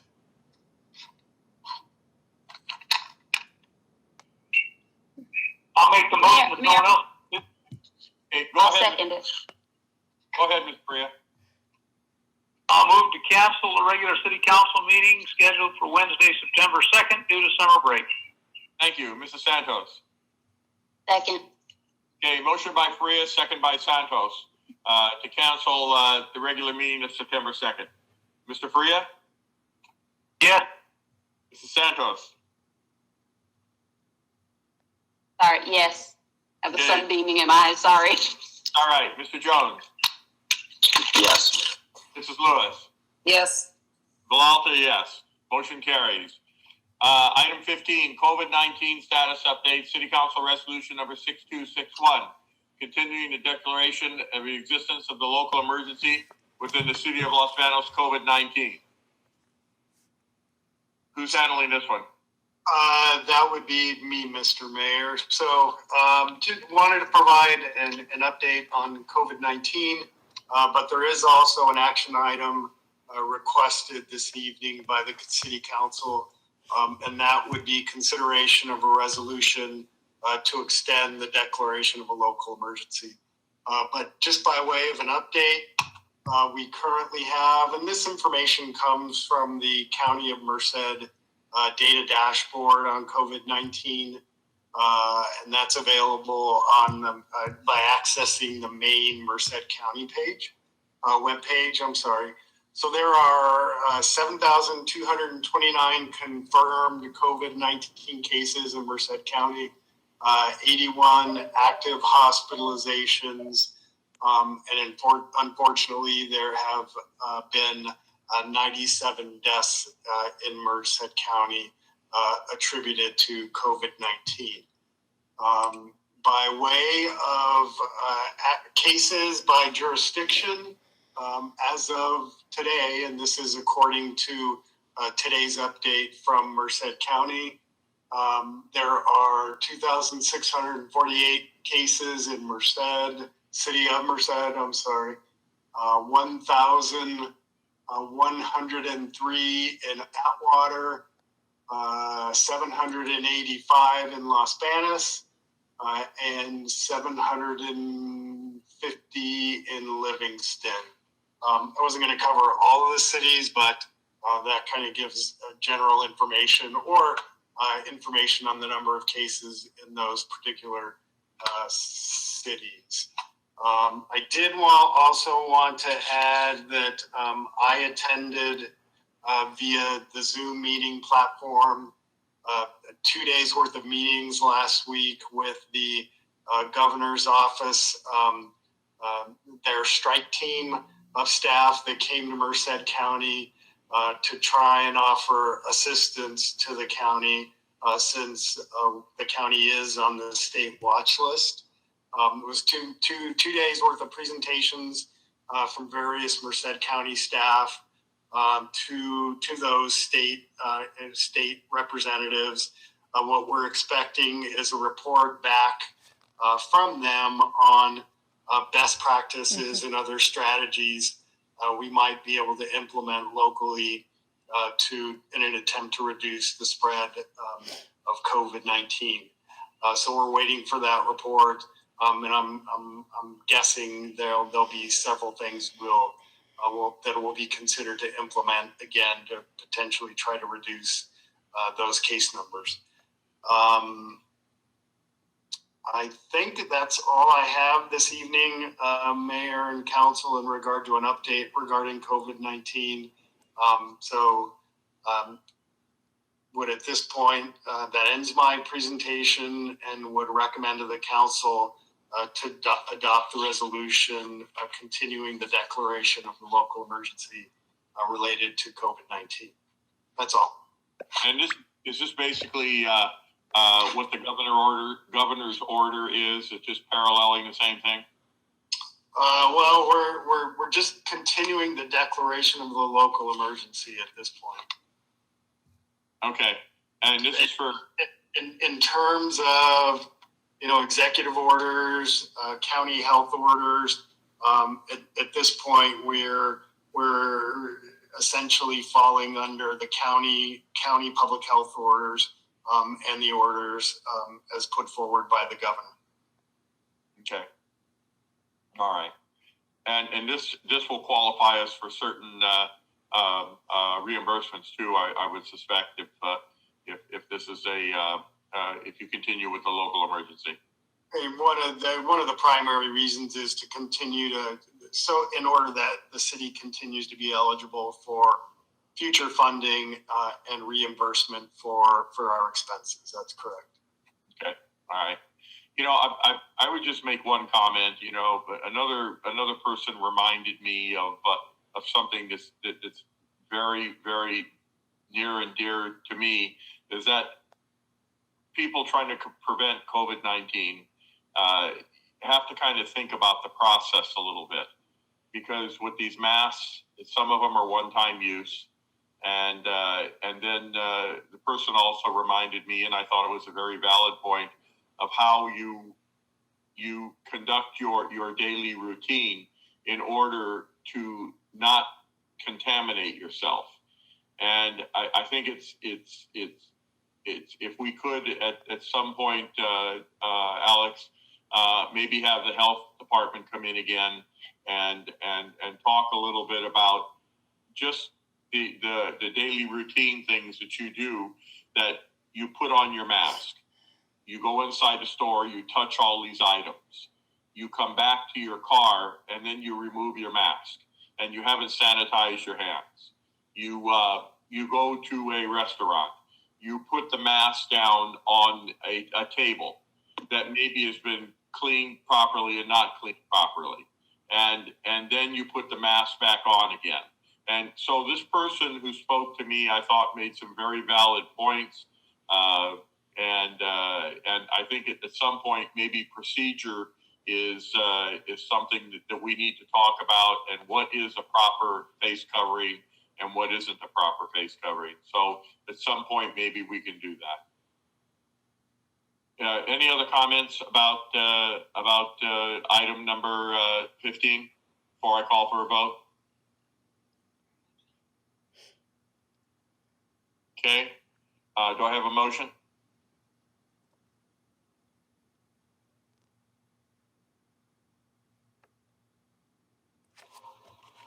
I'll make that motion, Mayor, to approve resolution number 6261. Thank you. Do I have a second? I'll second that. Okay. It's motion by Mrs. Santos, second by Mrs. Lewis, and Faria. Yes. Santos, Yes. Jones, Yes. Lewis, Yes. Villalta, yes. Okay, advisement of public notices, 2 reports. I guess we're going to Stacy. Yes, thank you again, Mr. Mayor. So the first item is actually an item that's being brought back to the Planning Commission, and this is for the vesting tentative track map and final development plan for Mission Village South Phase 5B. This was the item that came before the City Council and it was continued to September 16th. And there is some significant revisions that will need to occur that need to go back to the Planning Commission for a recommendation so that that item can come back to the City Council. And then the second item is another vesting tentative tract map. This is for a piece of property located next to the Seventh-day Adventist Church. It is 1.9 acres. They're proposing 9 single-family residential lots. It is zoned low-density residential. Those 2 items will be discussed at the Planning Commission on Wednesday, August 26th at 5:30 p.m. on the GoToMeeting virtual platform. The link to the meeting will be on the agenda when it is posted this coming week. And that concludes my report. Thank you. Okay, let's go on to item 17, City Manager's report. Let me make sure I unmute myself. So thank you, Mayor. Just a couple of things this evening. As everybody knows, we are in a significant heat spell. So over the last several days, we have had a cooling zone open. We will be extending the opening of the cooling zone here in town. So cooling zone will be open this Thursday and Friday from 1 to 8 p.m. And the cooling zone is at Mercy Springs Church of the Nazarene, 1238 Santa Barbara Drive, again here in Los Banos. So the information we initially pushed out was that the cooling zone would be open through Wednesday, but because of the hot temperature and the smoke we're experiencing from the fires in and around California, we will be extending the opening of that cooling zone. So just wanted to provide that information. We will also be pushing out that revised schedule on social media and on the city's website. And in regard to the smoke, we received a press release from the Air Pollution Control District, and we're also pushing out information on social media about the unhealthy effects and impacts of that smoke from the wildfires in California. That smoke can be extremely unhealthy for folks with pre-existing conditions or vulnerable populations. So long story short, if you can avoid the smoke, you probably should stay indoors. For more information, you can check the city's website for the smoke, for information on smoke, or the San Joaquin Valley Air Pollution Control District also provides information and updates on air quality as well. So, and then one last item, I could have probably covered it under my COVID-19 update, we have received a supply of masks and other informational face coverings and other information from the county. We have assembled it into packages or packets, and we will be distributing those face coverings to the community. We're probably going to organize some events and provide those packets of face coverings and information, and pushing those out to the community so that folks do have access to face coverings. So when we do organize those events, we'll push that information out, but did want to give a heads up that though that will be coming. So that's all I have tonight, Mayor and Council. Okay, thank you. Yep. Any questions for Alex? Okay, I'll move on before they think of some. Okay, report update on Merced County Association of Governments, MCAG and Measure V committee. I have nothing else to report other than we're still, actively working on these projects with the 152 safety task force meetings, and we've done some good work with that, and then the Pioneer Trail and the pathway out to the college, and the refuse expansion. So if I have more information on these things, I'll bring it forth at a later date. But very happy with what's going on and the support I've received from staff and council. Thank you. Okay, let's go on to item 19, City Council member reports. And tonight we'll start with Mrs. Santos. Thank you, Mayor. I have nothing to report. Appreciate it. Thank you. Mr. Jones. No report, Mayor. Thank you. Mrs. Lewis. Thank you, Mr. Mayor. I just have a request. We passed the shopping cart cleaning ordinance, I think about a month ago. And I know in that ordinance I don't think there was a monitoring component where they had to report back to the city in any kind of way as to how that program was going. So if you can have staff bring something back to the council as to whether or not any of these stores have set up a program for their monthly washing of the carts, I'd appreciate it.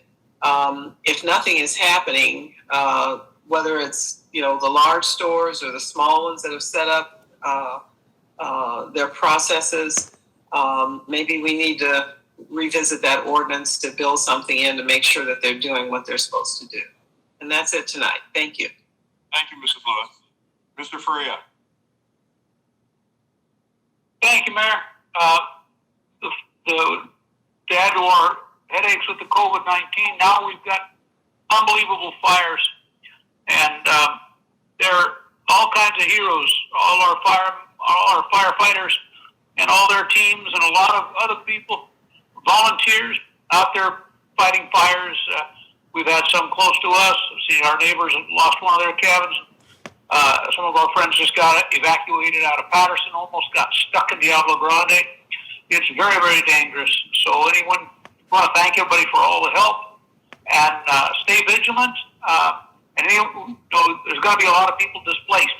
And we're going to be those of us here in the valley may need to be finding ways to take care of people that have lost their homes because they're in their places. So let's just plan for that and pray. Thank you.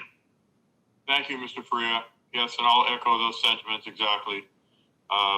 Public safety, they are our heroes, and it just never enough gratitude for what they do, and especially in these times where such unpopular attitudes are displayed towards public safety personnel. So stay safe, and thank God that you're with us. So if there is nothing else, I would like to adjourn this city council meeting at 7:41 p.m. Thank you. Have a nice evening, and thank you for joining us.